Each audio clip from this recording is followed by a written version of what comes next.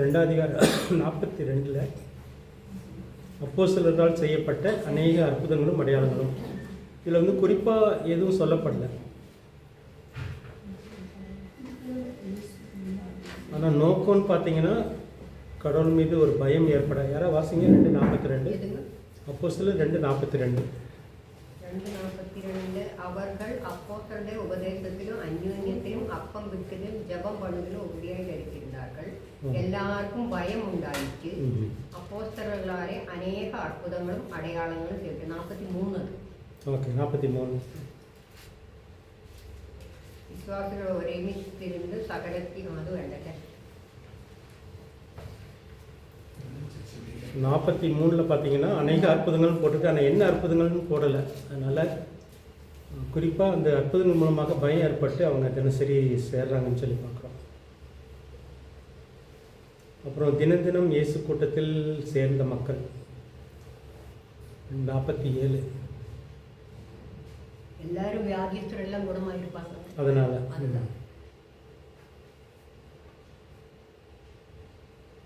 காலத்தில் அதுதான் எல்லாரும் வந்தது. எல்லாரும் வந்தாங்க, எல்லாரையும் குணமானாங்க. இதில் வந்து குறிப்பாக எதுவும் சொல்லப்படல. அதுக்கப்புறம் 3ஆம் அதிகாரம் 6-8 பார்த்தீங்கன்னா பேதுரு யோவானால் நடந்த பிறவி முடவன். பிறக்கும்போதே முடவனாக பிறந்தவன் வந்து நடக்கிற சம்பவம் நடக்குது. ஸோ அதோடைய நோக்கம் என்னவாக இருக்கும்? நீங்கள் 3ஆம் அதிகாரம் 6-8 வரைக்கும் வாசிங்க. அப்பொழுது பேதுரு, வெள்ளியும் பொன்னும் என்னிடத்தில் இல்லை, என்னிடத்தில் உள்ளதை உனக்கு தருகிறேன். நசரேயனாகிய இயேசு கிறிஸ்துவின் நாமத்தினாலே நீ எழுந்து நட என்று சொல்லி வலது கையினால் அவனை பிடித்து தூக்கிவிட்டான். உடனே அவனுடைய கால்களும் கருவுகளும் விரல் கொண்டது. அவன் குதித்து எடுத்து நின்று நடந்தார். நடந்து குதித்து தேவனை துதித்து கொண்டு அவர்களுடனே கூட தேவாலயத்துக்குள் பிரவேசித்தார். ஸோ இதோடைய நோக்கம் என்னவாக இருக்கும்? பேதுரு யோவானால் நடந்த அற்புதம் தான். எதுக்காக ஆண்டவர் இதை செய்கிறாரு? நம்ம என்ன பார்க்குறோம் அப்படின்னா இதில் ஃபுல்லாகவே நிறைய அற்புதம் நடக்குது. ஒவ்வொரு அற்புதமும் என்ன நோக்கத்துக்காக நடக்குது, என்ன நோக்கத்தில் நடக்குதுன்றதான் பார்க்கணும். விசுவாசம் வர்த்திக்கவா? ஓகே, ஆச்சரியம். ஆனால் அது இல்லை. உண்மையான ஆண்டவருடைய நோக்கம் என்னவாக இருந்துச்சு? அவங்களுக்கு நடக்கலாம், ஆச்சரியப்பட்டிருப்பாங்க, செய்வாங்க. ஆண்டவருடைய நோக்கம் என்னவாக இருந்துச்சு இந்த அற்புதத்தை செய்கிறது? ஓகே, பணம் கொடுக்கறத விட சுகம் கொடுக்கறது. சுகம் கொடுக்கறது இதுக்குள்ள வந்து மறைவாக ஒரு இந்த நோக்கம் அடங்கியிருக்காங்க. உங்களுக்கு புரியுதாங்க?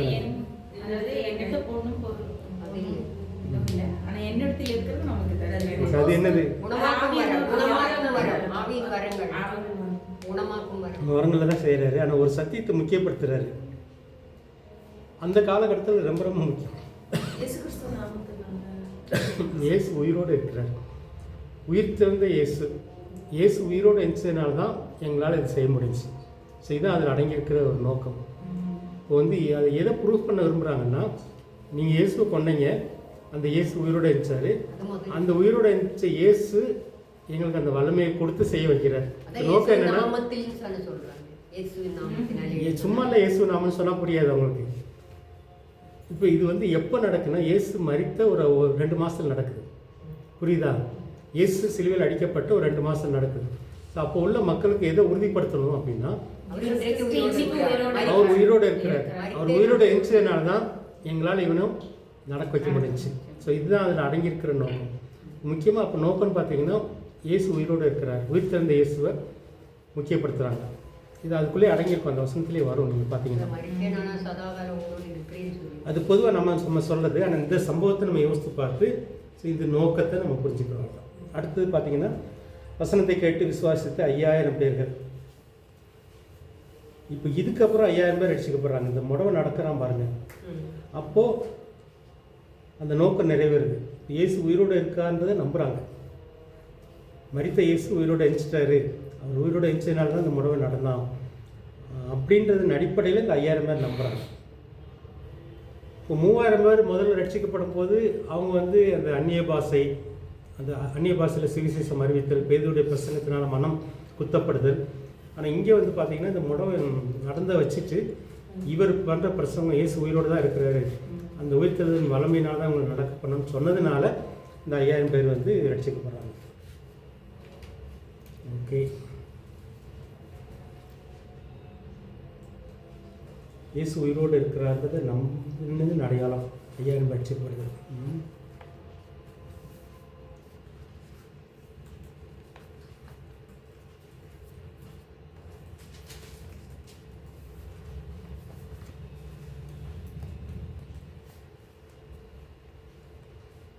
அதுக்கப்புறம் வந்து பார்த்தீங்கன்னா ஜெபம் செய்த போது அசைந்த இடம், இது ஒரு அற்புதம். இது எதுக்காக நடந்திருக்கும்? அவன் ஜெபிக்கும் போது அவன் இடம் அசைஞ்சான். அது எனக்கு புரியல என்னன்னு, அதோடைய நோக்கம் என்னவாக இருக்கும்? இப்போ எல்லாரும் ஜெபம் பண்ணும்போது இடம் எல்லாம் அசையாது. இந்த ஒரு இடத்துல வந்து இந்த அற்புதம் நடக்குது.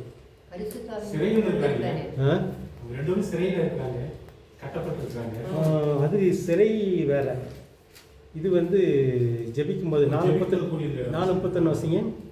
அப்போஸ்தலர் அவர்கள் ஜெபம் பண்ணின போது அவர்கள் கூடியிருந்த இடம் அசைந்தது. அவர்கள் எல்லாரும் பரிசுத்த ஆவியினால் நிரப்பப்பட்டு தேவ வசனத்தை தைரியமாய் சொன்னார்கள். இந்த நோக்கம் என்னவா இருக்கும் எனக்கு புரியல. ஆனால் நீங்கள் ஜெபம் பண்ணுங்க, உங்களுக்கு ஏதாவது புரிஞ்சுன்னா சொல்லுங்கள். பரிசுத்த ஆவி இறங்கி வருது. எதுக்காக இடம் அசையணும்?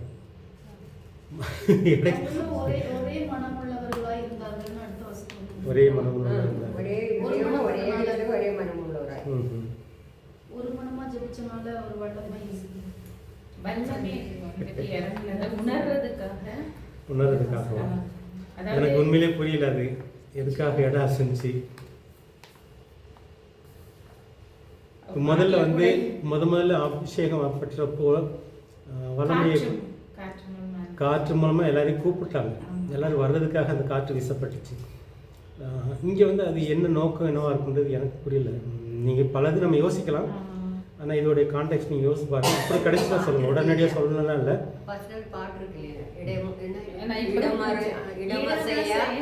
அது இதை வச்சு நம்ம பாடுறோம். இடம் அசைறதுனால அவளோட வல்லமை இறங்கும் போது இடம் அசைஞ்சிருக்கலாம். எதுக்காகன்றதான் கேள்வி. அசைஞ்சது உண்மை, நடந்த சம்பவம் உண்மை. வந்துட்டாருன்னு அறிகுறி. ஓகே, ஏன்னா இதுக்கப்புறம் எதாவது நடந்துச்சான்னு நீங்கள் பாருங்கள். இப்போ வந்து காற்றடிச்சதுக்கப்புறம் எல்லா மக்களும் அந்த வீட்டுக்கு கூடி வந்தாங்க. இந்த இடம் அசைஞ்சதுக்கப்புறம் என்ன நடந்துச்சு? இடம் அசைஞ்சதுனால என்ன எஃபெக்ட்? அது உண்மையில எனக்கு புரியல. கூட்டத்தார் ஒரே ஹிருதயமும் ஒரே மனமும் உள்ளவர்களாயிரு. ஒருவனாக தனக்குள்ள ஒன்றையும் தன்னுடையதென்று சொல்லவில்லை, சகலமும் அவர்களுக்கு பொதுவாயிற்று. கர்த்தராய் இயேசு உயிர்த்தெழுதலை குறித்து அப்போஸ்தலர்கள் மிகுந்த பலமாய் சாட்சி கொடுத்தார்கள். அவர்கள் எல்லாரும் பூர்ண கிருபை உண்டாயிற்று. பரிசுத்தாவினால் நிரப்பப்பட்டார்கள் இருக்குது. தேவ வசனத்தை தைரியமாய் சொன்னார்கள். அந்த பயம் போய் தைரியம் வந்துடுச்சு அவங்களுக்கு. இந்த பரிசுத்தாவி வரும்பொழுது தைரியம் தானே சொல்றாங்க. பயத்தினாவே போய் தைரியம் வருதுன்னு சொல்லி அது இங்கே எழுதலை, ஆனால் இதில் சொல்லியிருக்கிறாங்க. தைரியத்தோடு, முழு தைரியத்தோடு சொல்லி வாசிங்க பார்க்கலாம். அந்தபடி உம்முடைய கரமும் உம்முடைய ஆலோசனையும் முன்குறித்தவைகள் யாவையும் செய்யும்படி ஏரோதும் பொந்திய பிலாத்தும் புறஜாதிகளோடு இஸ்ரவேல் ஜனங்களோடு கூட நீர் அபிஷேகம் பண்ணின உம்முடைய பரிசுத்த பிள்ளையாகிய இயேசுவுக்கு விரோதமாய் மெய்யாகவே கூட்டம் கூடினார்கள். இப்பொழுதும் கர்த்தாவே, அவர்கள் பயமுறுத்தல்களை தேவரீர் கவனித்து உம்முடைய பரிசுத்த பிள்ளையாகிய இயேசுவின் நாமத்தினாலே அடையாளங்களும் அற்புதங்களும் நடக்கும்படி செய்து பிணியாளிகளை குணமாக்கும்படி உம்முடைய கரத்தை நீட்டி உம்முடைய ஊழியக்காரர் உம்முடைய வசனத்தை முழு தைரியத்தோடும் சொல்லும்படி அவர்களுக்கு அனுகிரகம் செய்தலும் என்றார். அவர்கள் ஜெபம் பண்ணின போது அவர்கள் கூடியிருந்த இடம் அசைந்தது. இந்த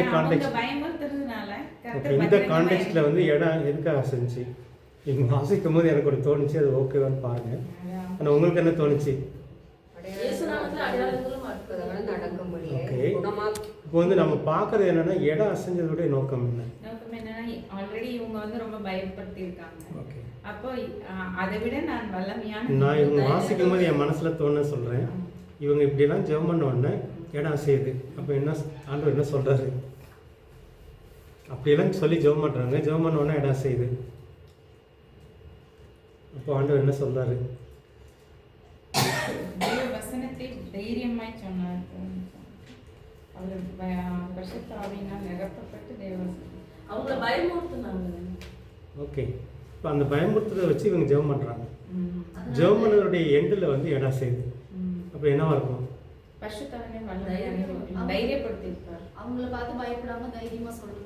அது முதல்ல எனக்கு என்ன தோணுச்சுன்னு நீங்கள் வாசிக்கும் போது இதுதான் தோணுச்சு. கடவுள் வந்து ஆமேன்னு சொல்கிறாரு அவங்க பண்ண ஜெபத்துக்கு. இதுதான் அதோடைய அர்த்தம். எனக்கு அப்போ புரியல, இப்போ வாசிக்கும்போது புரிஞ்சுச்சு. இப்போ ஒரு ஜெபம் பண்ணுறாங்க, ஜெபத்தை வந்து தேவன் அங்கீகரிக்கிறார். அந்த அசைவின் மூலமாக நான் அப்படியே செய்கிறேன் அப்படின்ற மாதிரி ஒரு ஆமேன்னு சொல்கிற மாதிரி ஒரு அர்த்தம்.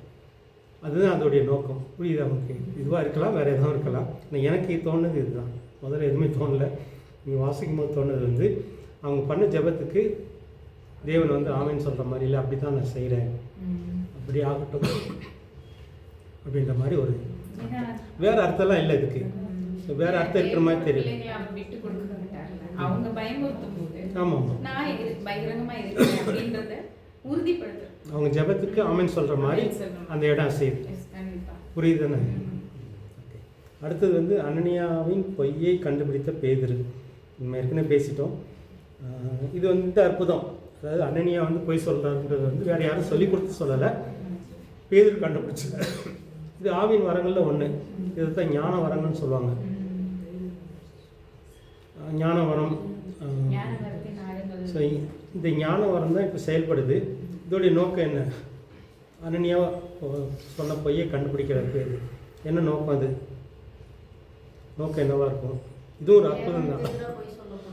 ஓகே, அந்த சபையில அங்க இருக்கிறவங்களுக்குள்ள அந்த பொய் வந்து இனி பரவக்கூடாது அப்படின்றதுக்காக கண்டுபிடிச்சிருவாங்க. ஒரு பயம் ஏற்படுறதுக்காக.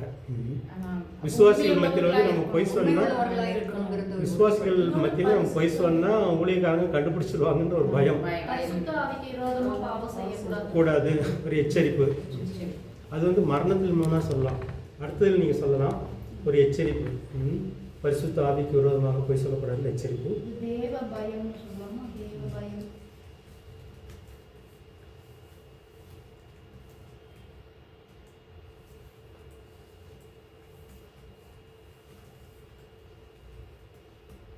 இது வந்து தேவ பயம். அது பயம். பரிசுத்தாவிட்ட போய் சொல்லுங்க. போய் சொல்லுறது உண்மையிலும் மறுமையிலும் மன்னிக்கப்படாதுன்னு சொல்லி அது இல்லை இல்லை. இவங்களுக்குள்ள இதுக்கு மேல வந்து பொய் வந்து அந்த ஞான வரத்தினால கண்டுபிடிக்கிறாங்க. நம்ம பொய் இதுக்கு மேல ஜனங்களுக்குள்ளே பரவக்கூடாது அப்படி இருந்தாலும் பொய் சொல்லும் பொழுது உங்க ஊழியக்கார் கண்டுபிடிக்கணும் அந்த ஒரு பயம் வருது இல்லைங்களா உள்ளத்துல. அது இல்லாம ஸ்ட்ரைட் ஃபார்வர்டா இருக்கிற மாதிரி. ஓகே, இப்போது அன்னையா அந்த பொய்யை கண்டுபிடிச்சதுனால மக்களுக்குள்ள விசுவாசிக்குள்ள ஒரு பயம், தேவ பயம் ஏற்படணும். அவங்க மரணத்தினால ஒரு எச்சரிப்பு, நம்ம வந்து பொய் சொல்லக்கூடாது, ஆவியானவருக்கு விரோதமாக பொய் சொல்லக்கூடாது, இல்லை ஆவியானவர் செயல்பட்டு இருக்காரு அதனால் பொய் சொல்லக்கூடாதுன்ற ஒரு எச்சரிப்பு. மரணம். அதுக்கப்புறம் அனனியா மரணம். அனனியா மனைவி சப்பிரால் மரணம். மரணத்தை அறிவித்த பேதுரு. அடுத்தது இது எதுக்காக? இதோடைய நோக்கம்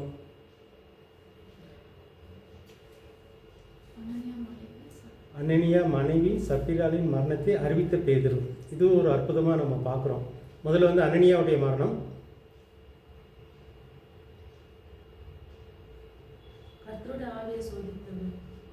ஓகே, ஒருமனப்பட்டது என்னன்னு சொல்லி சொல்றாரு பேதுரு. இங்க வந்து என்ன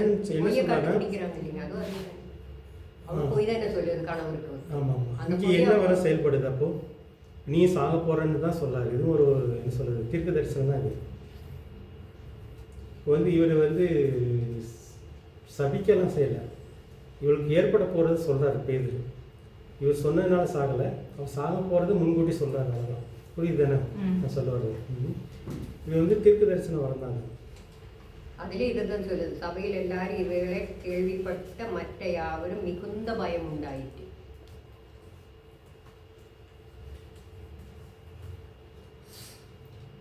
ஓகே, சப்பிராளுடைய மரணம் ஏற்பட்டோன்னே மேலும் பயம் கூடுது. தேவ பயத்துக்கு தான் இது போடுறோம்.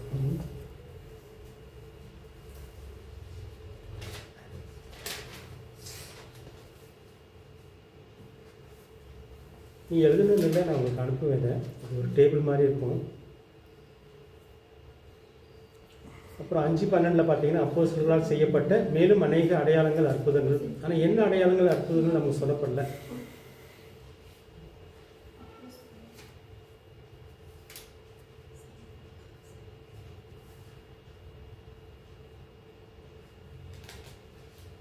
அதனால் அதோடைய நோக்கம் நமக்கு சொல்ல முடியல. அதாவது என்ன அற்புதங்கள் என்ன அடையாளங்கள் தெரிஞ்சால் தான் நம்மளால் அந்த நோக்கங்களை கண்டுபிடிக்க முடியும். ஆனால் நிறைய செஞ்சுருக்காங்க இதில் எழுதப்படாத அற்புதங்கள். அப்புறம் மேலும் அநேக ஆண்கள் பெண்கள் விசுவாசித்து கடவுளை சேர்ந்தார்கள். இவங்க அந்த அற்புதங்களை பார்த்து சேர்றவங்க. அடையாளங்கள் அற்புதங்களினாலே சேர்கிறார்கள்.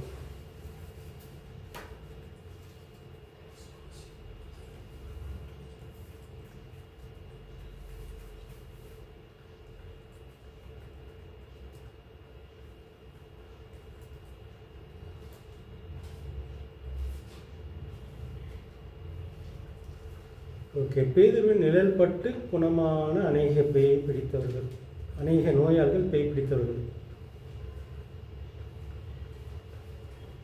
இதோடைய நோக்கம் என்னவா இருக்கும்?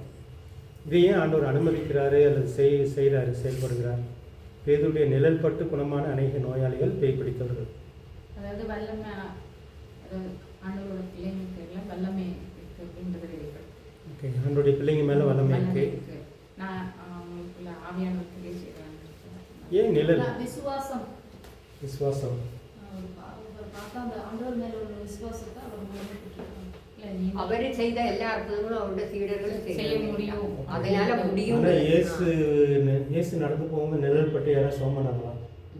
அவரு சொன்னோடனே அவர் தொட்டு சொல்லினாரு, எல்லாமே ஆயிடுச்சு. நிழல் பட்டு. ஆனால் இப்போ வந்து இயேசுவிட பெரியவரா? இல்ல. அப்ப ஏன் இதெல்லாம் யோசிக்கிறோம் நம்ம? என்னை காட்டிலும் எனக்கு பின்வருகிறவன் என்னை காட்டிலும் அந்த அவசரம் நடக்குது. அதுதான் ஆக்சுவலாக இதுதான் நடக்குதுங்க. இயேசுவை காட்டிலும்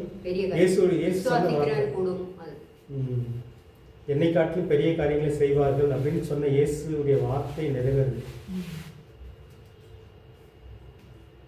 நம்ம காலத்திலேயே நடந்துச்சு இல்லையா? ஆமாம், இது எப்பவும் அப்போ ஆசிரியர்களாக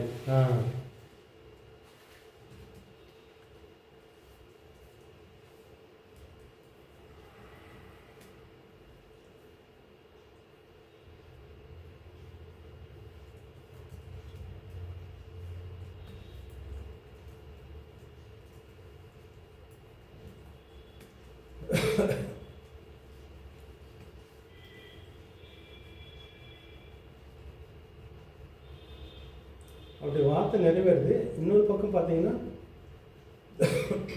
மக்களுக்கு அந்தளவுக்கு விசுவாசம் இருக்குது. இப்போ வந்து இதில் வந்து பேதுரு ரொம்ப முக்கியமானவெல்லாம் கிடையாது.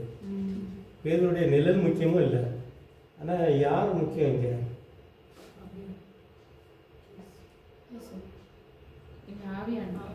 ஆவியானவர். ஆவியானவரோட விசுவாசிக்கிறாங்க பாருங்க.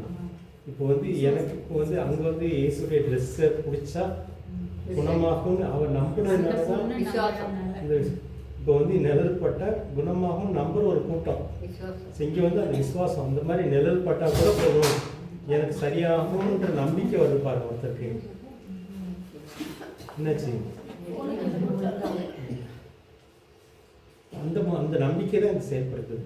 அவங்க எப்படி இயேசுடைய ட்ரெஸ்ஸை பிடிச்சா எனக்கு குணமாகும்னு அவருக்கு நம்பிக்கை வச்சோ, அது மாதிரி இங்கே ஒரு கூட்டம் மக்களுக்கு வந்து பேதர் நிறைய பேர் குணமாக்குறாரு, எனக்கு அவர் நிழல் பட்டா கூட போதும் குணமாகும்னு நினச்சிட்டு அந்த நிழலில் போய் நிற்கிறாங்க. ஸோ அதுதான் முக்கியம். இங்கே ஆவியான செயல்படுகிறார். அந்த விசுவாசம் தான் இங்கே முக்கியம். அதனால் அவர் போன இடமெல்லாம் நடந்திருக்காது. இந்த நிழலுக்குள்ள நம்பி போனவங்க நடந்திருக்கும்.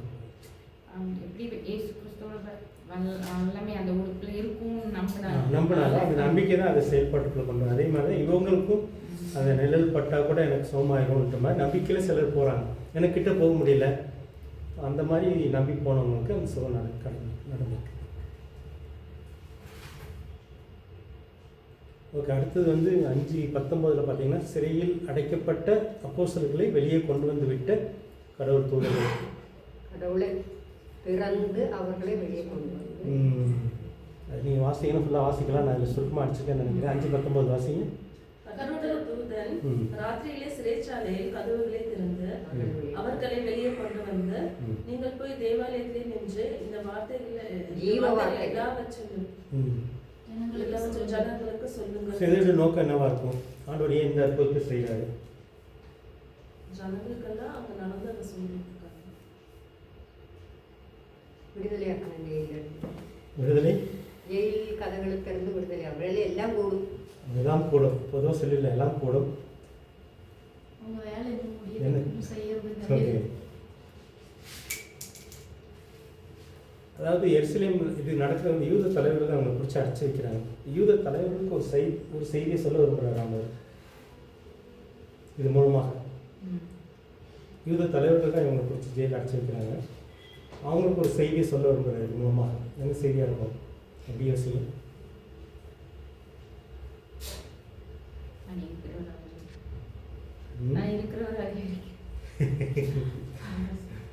இயேசுவை சிலுவையில் அறைந்து அவங்க பொய்யா வந்து அவர் சொல்லிட்டாங்க இல்லையா? அவங்களுக்காக ஒரு வேலை அவங்களை இப்போ சிம்பிளாக நீங்கள் யோசிச்சா போதும். அதாவது நீங்கள் அடைச்சி வச்சாலும் தடுக்க முடியாது. அதுதான் சொல்ல வர்றாரு. அந்த யூத தலைவர்கிட்ட என்ன சொல்றாருன்னா, நீங்கள் என்னை கொன்னாலும் என் செய்தி பரவும், நீங்கள் என் சுவிசர்களை அடைச்சி வச்சாலும் அது தடுக்க முடியாது. ஸோ அப்படி ஒரு செய்தியை சொல்ல வர்றாரு. நோக்கம் இல்லை. புரியுது தானே? சிம்பிளாக நீங்கள் மனுஷன் அடைத்தாலும் இந்த செய்தியை ஆசாரியனும் தேவாலயத்தில் காண்கின்ற சேனை தலைவனும் பிரதான ஆசாரியர்களும் கேட்டபொழுது இது அதான் கலக்கத்தை உருவாக்குறாங்க. நம்ம ஜெயில பிடிச்சி அடைச்சாலும் இவங்க இப்படிலாம் நடக்குது, நம்ம என்ன செய்யறது அந்த மாதிரி அவங்களுக்குள்ள ஒரு கலக்கத்தை ஏற்படுத்துறாங்க. புரியுதுதானே? அதாவது ஜெயிலில் அடைத்தாலும் தடுக்க முடியாத மாதிரி.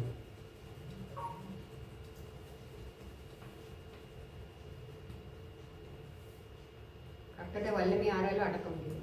அடைத்தாலும் நற்செய்தி பரவுவதை தடுக்க முடியாது. தடுக்க முடியும்.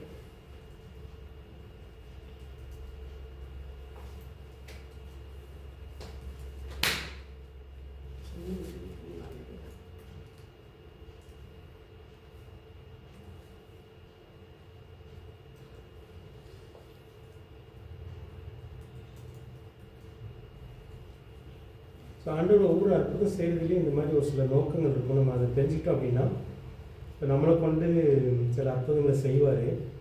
செய்யும்போது நமக்கு அந்த நோக்கம் புரிஞ்சுக்கலாம். அது வந்து நம்ம முக்கியமாக இருக்க மாட்டோம், ஆண்டவருடைய நோக்கம் மட்டும் முக்கியமாக இருக்கும் சொல்லிட்டு நம்ம பார்ப்போம். அப்புறம் சீசருடைய தொகை எருசலேமில் மிகவும் பெருகிற்று, பூசாரிகளும் விசுவாசித்தார்கள். ஸோ இந்த அற்புதங்களுக்கு அப்புறம் தான் இந்த பூசாரிகள் விசுவாசித்தார்கள். அதாவது ஆசாரிகள் இருக்கும் நம்ம தமிழ் வேதத்தில். உண்மையிலே வந்து யூத பூசாரிகள் இந்த ஜெயிலில் அற்புதத்துக்கு அப்புறம், ஜெயிலேருந்து அவங்க வெளியில் விடுவித்ததுக்கு அப்புறம் பார்த்தீங்கன்னா, ஸோ இவங்க இன்னும் நம்ப ஆரம்பிக்கிறாங்க, பூசாரிகளும் நம்ப ஆரம்பிக்கிறாங்க.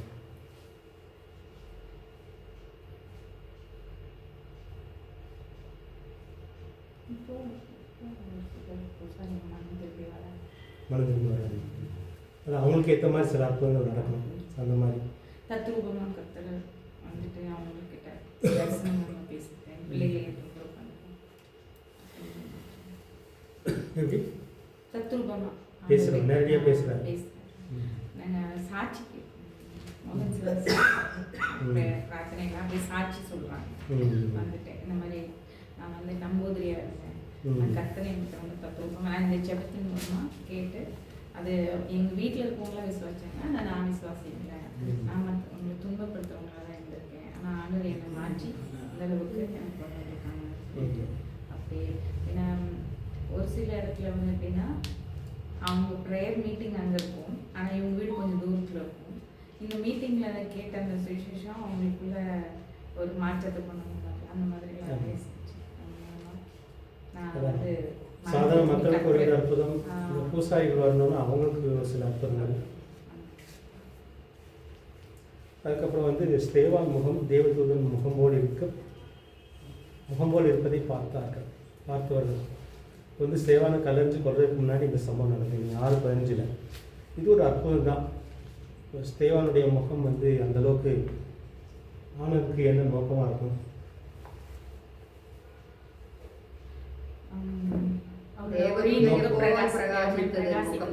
சொல்லி வசனம். இந்த கான்டெக்ட் இப்போ வந்து ஸ்தேவான் மட்டும் யோசித்து பாருங்க, மற்ற இதெல்லாம் போக வேண்டாம். இதுக்குள்ளே உங்கள் கவனத்தை திருப்பணும். ஸ்தேவான் வந்து எப்போ அவருடைய முகம் பிரகாசம் அடையுது? பரலோக காட்சி அவர் பார்க்குறாங்க, அதுக்கப்புறம் தான் பார்க்குறாரு. முக பிரகாஷ் காணக்கப்புறம் பார்க்குறாரு. நீங்கள் அந்த கான்டெக்ட் வாசித்தீங்கன்னா உங்களுக்கு புரியுமா இருக்கும். இது வந்து 7:56 வாசிங்க. 7:56 இல்லை 7:57 6:15 6:15 அதான் வருது. ஆலோசனை சங்கத்தில் உட்கார்ந்திருந்த அனைவரும் அவன் மேல் கண்ணோக்கமாயிருந்தது. அவன் முகம் தேவதூதன் முகம் போல் இருக்க கண்டார். ஓகே, அதுக்கு முன்னாடி பின்னாடி என்ன நடக்குது?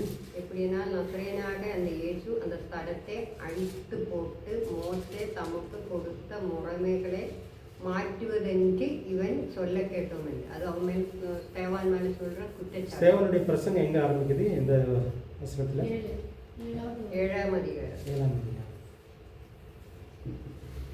அப்போ வந்து இந்த இடத்துல வந்து அவனுடைய முகம் பிரகாசிப்பதற்கு காரணம் நோக்கம் என்னவா இருக்கும்? ஆண்டவர் வந்து முகத்தை அப்படி ஒரு தேவதூதன் முகம் மூலம் காட்டுவதற்கான நோக்கம் என்னவா இருக்கும்? விசுவாசத்தினாலும் வல்லமையினாலும் நிறைந்தவனால் ஜனங்களுக்குள்ளே பெரிய அற்புதங்களையும் அடையாளங்களையும் செய்தார். 8வது வசனம். அப்போ அது அற்புதங்களை அடையாளம் செய்யணும் ஆவியானவரோட அந்த நிரப்புதல்னால. எப்படி மோசேக்கு வந்து போய் 40 நாளுக்கு அவரோட முகம் வந்து யாருனால பார்க்க முடியல, ரொம்ப வெளிச்சமா இருந்ததோ, அப்போ அவர் ஆவியாருக்குள்ள நிரம்பின மாதிரி இந்த காலத்துல இங்கே இருக்குது பாருங்க. 6:14 வருஷங்க இதுல இருக்கு பாருங்க. 6:5 பாருங்க. இந்த யோசனை சபையார் எல்லாருக்கும் பிரியமா இருந்தது. அப்பொழுது விசுவாசமும் பரிசுத்த ஆவியும் நிறைந்தவனாகிய ஸ்தேவானையும் பிலிப்பையும் பிரகோவரையும் அது 7 பேரை செலக்ட் பண்றது. ஓகே, தெரிந்து கொண்டு 6:13 6:14 6:16 வருஷத்துக்கு முன்னாடி எப்படி என்றால் அதுதான் நமக்கு படிச்சது. பொய்சாட்சிக்காரர்களை நிறுத்தினார்கள். இவர்கள் இந்த மனுஷன் இந்த பரிசுத்த ஸ்தலத்துக்கும் தேவ பிரமாணத்துக்கும் விரோதமாக தூஷண வார்த்தைகளை ஓயாமல் பேசுகிறார். எப்படி என்றால் நசரேயனாகிய அந்த இயேசு இந்த ஸ்தலத்தை அழித்து போட்டு மோசே நமக்கு கொடுத்த முறைமைகளை மாற்றுவதென்று இவன் சொல்ல கேட்டோம் என்றார்கள். ஆலோசனை சங்கத்தில் உட்கார்ந்திருந்த அனைவரும் அவன் மேல் கண்ணோக்கமாய் இருந்து அவன் முகம் தேவதூதன் போலிருக்க கண்டார்கள். 16 பிரதான ஆசிரியர் அவனை நோக்கி காரியம் இப்படியே இருக்கிறது என்று கேட்டார்கள்.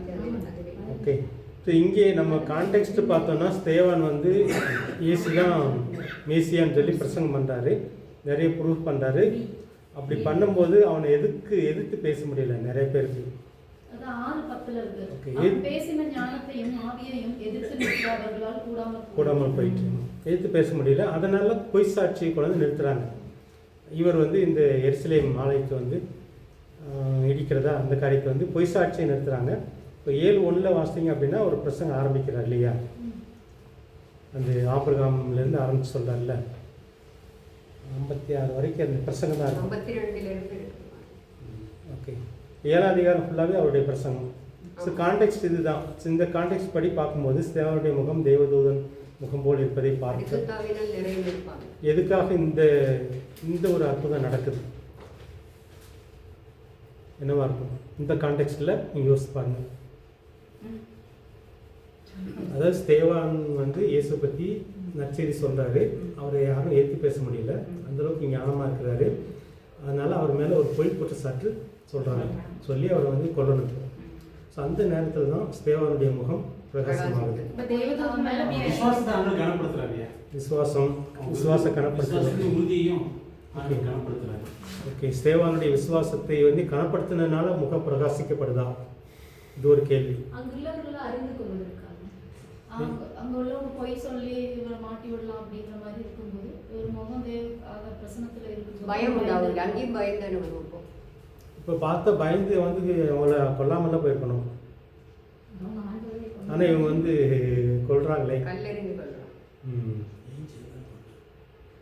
அதாவது இந்த பிரகாசத்துக்கு முன்னாடி நடக்கிற சம்பவம் அவர் ஞானத்தில் நிறைந்தவர், பொய் சாட்சி நிற்கிறாங்க கான்டெக்ட். இந்த பிரகாசத்துக்கு அப்புறம் நடக்கிறது ஒரு பெரிய பிரசங்கம். இவருடைய முகம் இடையில வந்து பிரகாசிக்குது தேவதூதன் போல. நினைவாக இருக்கலாம், கெஸ் பண்ணுறோம் நம்ம. இது வந்து அது வந்து இதுதான் அப்படின்னு சொல்லலை. இதுக்காக இந்த அற்புதம் நடக்குன்னு நம்ம யோசித்து பார்க்குறோம். அவ்வளோதான். அண்ணன் சொல்கிறாங்க வந்து அவருடைய விசுவாசத்தை தேவன் கனப்படுத்தினதுனால, ஸ்தேவானுடைய விசுவாசத்தை கனப்படுத்தினதுனால உறுதியாக இருந்தார் இல்லையா? ஓகே. சொல்றாரு. அதுவும் எப்படின்னா அந்த 10வது வசனத்துல அவன் பேசின ஞானத்தின் ஆவியானவர் அங்க நிறைஞ்சிருக்கிறாரு. அதே மாதிரி ஞானத்தையும் ஆவியையும் எதிர்த்து நிற்க அவர்களால் கூட. அப்ப ஆவியானவர் அவங்களால எதிர்த்து நின்று பேச முடியல. அந்த ஆவியானவரோட வல்லமை இறங்கினதுனால அவங்க முகம் பிரகாசம் அடையும். இப்ப நார்மலா பேசுறதுக்கும் ஆவியானவர் இருந்த வைராக்கியமா பேசுறதுக்கும் வித்தியாசம். அப்போ என்னை பொறுத்த என்ன சொன்னா, இந்த 7ஆம் அதிகாரத்தில் அவர் பண்ணுற பிரசங்கம் வந்து கிட்டத்தட்ட அவரை வந்து தேவ ராஜ்யத்துக்குள்ளே கொண்டு போயிடுச்சு. மேபி அவர் ஆவியானவரால் ஃபுல்லாக நிரம்புறதுனால தான் அந்த பிரசங்கமே பண்ணுறாரு. இந்த 7ஆம் அதிகாரத்தில் ஒரு நீண்ட பிரசங்கம் பண்ணுவார்.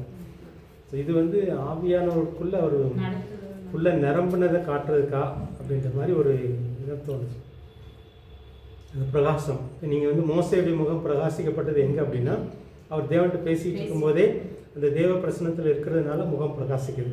ஸோ இவர் வந்து இப்போ இவங்க வந்து இவரை குற்றச்சாட்டுனா கூட இவர் ஆவியானவருக்குள்ளே நிரம்பி இருக்கிறாரு. ஸோ அதோடைய வெளிப்பாடு தான் அந்த முகத்தில் காணப்பட்டது. ஸோ என்னை பொறுத்தவரை வந்து அந்த 7ஆம் அதிகாரத்தில் உள்ள பிரசங்கமே இவர் வந்து தேவ பிரசன்னத்தில் நிரம்பிட்டார். தேவான் வந்து தேவ பிரசன்னத்தில் நிரம்பினால செஞ்ச ஒரு பிரசங்கம். அதற்கு ஒரு அடையாளம் மாதிரி எனக்கு தோணுது. விசுவாசத்தை கனப்படுத்துறதா இருக்கலாம். இன்னொன்று வந்து பார்த்திங்க அப்படின்னா, இந்த 7ஆம் அதிகாரம் பிரசங்கமே இவர் வந்து ஆவியானவருக்குள்ளே நிரம்பி இவர் தேவ பிரசன்னத்துக்குள்ளே இருக்கிறார். தேவ பிரசன்னத்தில் தான் அந்த பிரசங்கமே பண்ணுறாரு. கடைசியாக தான் இந்த காட்சி நடக்குது. 7:56 வானங்கள் திறந்திருக்கிறது, மனுஷகுமார் தேவனுடைய வலது வாசல் நிற்கிறது பார்க்குறாரு. ஸோ இதெல்லாம் வந்து எதை காட்டுது அப்படின்னா, தேவ பிரசன்னத்துக்குள்ளே ஸ்தேவான் இருக்கிறத காட்டுதுன்னு நான் நினைக்கிறேன்.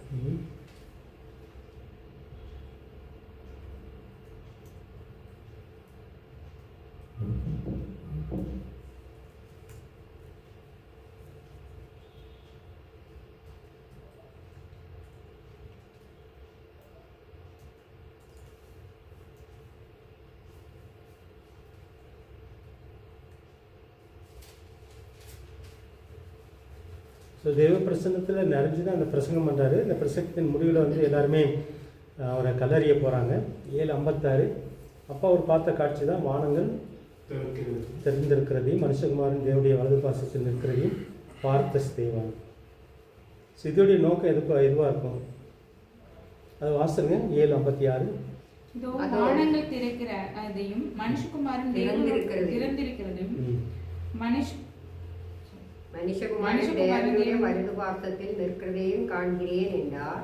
அப்பொழுது அவர்கள் உரத்த சத்தமாய் கூக்கரிலிட்டு தங்கள் காதுகளை அடைத்து கொண்டு ஒருமனப்பட்டு அவன் மேல் பாய்ந்து அவனை நகரத்துக்கு புறம்பே தள்ளி அவனை கல்லெறிந்தார்கள். சாட்சிக்காரர்கள் தங்கள் வஸ்திரங்களை கழட்டி சவுல் எனப்பட்ட ஒரு வாலிபனுடைய போதும். ஸோ இந்த காட்சி, அதாவது வானம் திறந்திருக்கிறதையும் மனுஷகுமாரன் தேவனுடைய வலது பாசத்தில் நிற்கிறதையும் ஸ்தேவான் பார்க்கிற ஒரு அற்புதத்தை வந்து ஏன் செய்கிறாரு? அது தேவன் உயிரோடு திருஷ்டாந்தமா காமிக்கிறாங்க. அவர் தேவ ராஜ்யத்துக்கு ஆயத்தமாயிட்டாரு. ஓகே, வேற தேவன் உயிரோடு இருக்குன்னு காட்டுறாரு, ஒரு திருஷ்டாந்தமா காமிக்கிறது. நான் தேவானோட கூட இருக்கு. இது வந்து மற்றவங்கெல்லாம் பார்க்கல. இந்த காட்சி யாருக்கு மட்டும்தான் தெரியுது? ஸ்தேவானுக்கு மட்டும்தான். அதனால் மற்றவங்களுக்கு இதில் ஒன்றுமே இவர் வந்து சொல்லத்தான் செய்கிறாரு, பார்க்குறேன்னு சொல்கிறாரு. அவங்களெலாம் யாரும் பார்க்கல. பார்க்கறது அதே பொய்யாதுன்னு மற்றவங்களுக்கு தெரிஞ்சிருக்கும் இல்லையே, பொய்யும் மட்டும்தானே தெரியுது. மற்றவங்க பார்வைக்கிற பொய். ஏன்னா மற்றவங்கிட்ட வந்து இவர் வந்து பார்க்குறேன்னு சொல்லாது. அவங்க நம்மளையான்னு தெரியல. ஆனால் அவங்க கோபம் ஆயிடுச்சு. அவங்க எதுக்காக காது அடிக்கிறாங்க? மேலெல்லாம் வாசிக்கலாம் பார்க்குறாங்க. அவர்களிடம் இவர்களே அவர்கள் கேட்ட பொழுது மூர்க்கமடைந்து அவனை பார்த்து பல்லை இவங்க கோபம் கடித்தார்கள். வந்து ஒரு பிரசங்கம் பண்றாரு, பிரசங்கத்தை கேட்டுட்டே இருக்காங்க. எப்போ கோவப்படுறாங்க இவங்க? அந்த பிரசங்கம் கேட்ட போது அதுக்கு முன்னாடி பாருங்க, நீங்க வாசிங்கன்னா தெரியாது. மேல வாசிங்க. வானங்கள் வணங்கா கழுத்துள்ளவர்களே, இந்த இதயத்திலும் செவிகளிலும் விருத்த சேதனம் பெறாதவர்களே, உங்கள் பிதாக்களைப் போல் நீங்களும் பரிசுத்த ஆவிக்கு எப்பொழுதும் எதிர்த்து நிற்கிறீர்கள். இதை கேட்டோன்னு தான் அவங்க கோபம் வருது. காது அடிக்கிறதுக்கு எதுக்காக காது அடிக்கிறாங்க? பொழுது அவர்கள் உரத்த சத்தமாய் கூக்குரலிட்டு தங்கள் காதுகளை அடித்துக் கொண்டு ஒருமனப்பட்டு அவன் மேல் பாய்ந்து அவனை இல்ல ஸ்டேவான் வந்துட்டு தேவன் வலது பிரசத்துல பிதாவின் வலது பிரசத்துல அப்ப பொய் சொல்றாங்க சொல்லும்போது அவங்க அதை கேட்டுட்டு காது அடிக்கிறாங்க. பொய் சொல்றாருன்னா நினைச்சிருக்காங்க. மேபி அது நினைச்சிருக்கனால தான் அவங்க காது இன்னும் சொல்றதை நாங்க கேட்கணுமான்ற அந்த ஒரு கோபம். ஆக்சுவலாக இந்த சம்பவம் நடக்கும்போது பவுல் இங்கே இருக்கிறாரு. பவுல் இதை பார்த்துட்டு இருக்கிறாரு. இந்த காட்சி இது எல்லாத்துக்குமே காரணம் ரட்சிப்புல வரல, ஆனால் மனமாற்றம் ஏற்படுறதுக்கான தூக்கம் இங்கே ஏற்படுது. ஸோ அதை நீங்கள் மனசில் வச்சுக்கோங்க. மனசில் வச்சுட்டு இதை யோசித்தீங்கன்னா உங்களுக்கு புரியும். வெறும் மக்கள் மட்டும் இல்லை, பவுல் இங்கே இருக்கிறாரு, சவுலா இங்கே இருக்கிறாரு. அவர் வந்து ஸ்தேவானை கல்லறியும் போது கவனிச்சுட்டே இருக்கிறாரு. ஸ்தேவான் பேசுறது ஸ்தேவான் சொல்ற காரியங்களை கவனிச்சுட்டு இருக்காரு. இது உங்க மைண்ட்ல இருக்கட்டும். என்ன பேக்ரவுண்ட் இதெல்லாம் அவரோட வஸ்திரங்களை கட்டி அவரிடத்தில் ஒப்படைக்கிறாங்க. ஒப்படைச்சதுன்னு எழுதி இருக்குது. ஆனால் இந்த சம்பவத்தை யார் பார்த்துட்டு இருக்காரு? சவுல் நேரடியாக பார்த்துட்டு எல்லாம் கேட்டுட்டு இருக்காரு. ஆனால் அவர் வந்து கல்லறியல, மற்றபடி கவனிச்சுட்டு இருக்கிறாரு. இதன் அடிப்படையில் இந்த நோக்கம் என்னவா இருக்கும்? இந்த நோக்கத்துக்குள்ள வர்றப்போ இந்த அற்புதத்தை, அதாவது ஸ்தேவானை வந்து ஸ்தேவானுக்கு ஒரு காட்சியை கொடுக்குறாரு. தேவன் வானத்தை திறக்கிறாரு. அங்கே வந்து பிதாவின் வலது பாசத்தில் இயேசு நிற்கிறத பார்க்க வைக்கிறாரு. ஸோ இந்த அற்புதம் செய்ததன் நோக்கம் என்னவா இருக்கும்? பவுலை ஒரு நோக்கம் வந்து பவுலுக்குள்ள ஒரு கிரியை உருவாக்கணும். பவுலுக்குள்ள வந்து இயேசு ஆமாம் ஒரு நம்பிக்கை உருவாக்கணும். அது ஒரு இது பேக்ரவுண்டில் இருக்குது. வேற எப்படி பிதா கிட்ட இயேசு வந்து அதனால நீங்க வந்து அதே போல இவரும் ஒப்பு கொடுத்திருக்காரு. ஓகே, நான் வந்து நோக்கத்தை தான் கேட்கிறேன். இந்த காட்சியை தேவன் அவருக்கு கொடுத்தது நோக்கம் என்ன? ஒப்பு கொடுக்குறாரு, உண்மைதான். ஊழியத்தை நான் உங்ககிட்ட இதுக்கு அப்புறம் விட்டு யோசிங்க. பல இதுக்குள்ள கெஸ் பண்ண இல்ல இல்ல ஸ்தேவான் நான் என்னோட கடமை முடிச்சிட்டேன். இதுக்கு மேல நீ தொடர்ந்துன்றதுக்காக இல்லையா? அதே இயேசுவை பின்பற்றணும்ன்றதுக்காக அந்த தரிசனம் இவருக்கும் கிடைக்குது இல்ல? தரிசனம் இவருக்கும் கிடைக்குது. ஓகே, பவுல் கிடைக்காது. பவுல் பார்க்கல. வானம் திறந்து இருக்கிறதையோ இயேசு பிதாவின் வலது பாசத்தில் நிற்கிறதோ பவுல் பார்க்கல. அவர் வந்து மனசளவுல கிரியை செஞ்சிருக்கலாம். அதனால தான் அந்த தரிசனம். இந்த சொல்ற வார்த்தையை கேட்கிறாரு. வார்த்தையை கேட்டதுனால அவருக்குள்ள கிரியை செஞ்சுக்கலாம். ஓகே, இப்படியெல்லாம் நம்ம யோசித்து பார்க்குறோம். என்னவா இருக்கலாம், என்ன நோக்கத்தினால? ஒவ்வொரு அற்புதத்துக்கு பின்னாடி ஆளுடைய நோக்கம் இருக்கும். முழுக்க நம்மளால புரிஞ்சுக்க முடியாது. அந்த நோக்கம் என்னவா இருக்கும்? ஒன்று வந்து பவுலுடைய மனசை தொடணும். பவுலுடைய ரட்சிப்புக்கு வந்து இந்த சம்பவம் வந்து காரணமா இருக்கணும். இவருடைய பேசுறது, இவர் சொல்றது. பவுல் வந்து அந்த இடத்துல அந்த ஸ்தேவானுடைய மரணம் முதல் இரத்த சாட்சி மரணம்னு சொல்லுவான். இதை பாக்குறாரு. அதுக்கப்புறம் தான் அவர் இயேசுவை ஏத்துக்கிறாரு. அப்ப இது ஏற்கனவே அவர் பார்த்தனால மரணத்திற்கு பயப்படாதவரா அவர் இருந்திருக்கிறாரு. அந்த இரத்த சாட்சி மரணம் நமக்கும் வரும் வருங்காலத்துல அப்படிங்கறத அவர் தெரிஞ்சுக்கிட்டு அதை முன் சென்று போயிட்டு இருக்கலாம். அந்த மாதிரி எல்லாம் மனசை திடப்படுத்துறது முக்கியமா வந்து என்னை பொறுத்தவரை இப்போதைக்கு வந்து பவுலை தொடணும். இயேசு வந்து மனுஷகுமாரன்றது வந்து பவுலுக்கு புரியணும். இயேசு வந்து சாதாரண மனுஷன் தான் நினைச்சிட்டு இருக்காரு பவுல் இந்த காலகட்டத்தில். இந்த காட்சியை வந்து இந்த ஸ்தேவானுக்கு காட்டி அதை சொல்ல வைக்கிறதுனால, ஏன்னா ஸ்தேவானுடைய மரணம் வந்து வித்தியாசமா இருக்குது பவுலுடைய பார்வையில். மற்ற மனுஷங்க அப்படின்னு தெரியல. பவுல் கவனிச்சுட்டு இருக்கும்போது பார்த்தீங்க அப்படின்னா, இவன் வந்து சாதாரண மனுஷன். கல்லறியும் போது எல்லாரும் ஐயோ அம்மான்னு தான் கத்துவாங்க. ஆனால் இவங்க மன்னிங்கன்னு ஜெபம் பண்ணுறாரு, இந்த மாதிரி எல்லாம் சொல்றாரு. அப்போ ஸ்தேவானுடைய மரணம் வந்து மரணம் மூலமாக பவுலை வந்து பவுலை தொட விரும்புறாங்க. இந்த மரணத்தின் மூலமாக பவுலை தொட விரும்புறாங்க. ஒருவேளை ஸ்தேவானை கொண்டு செய்ய இந்த ஊழியத்தெல்லாம் பவுலை கொண்டு செய்வாராங்க. ஸோ இந்த மாதிரி நிறைய நோக்கங்கள் இருக்கலாம். ஸோ முக்கியமான நோக்கம் தான் பவுலை தொடுவது.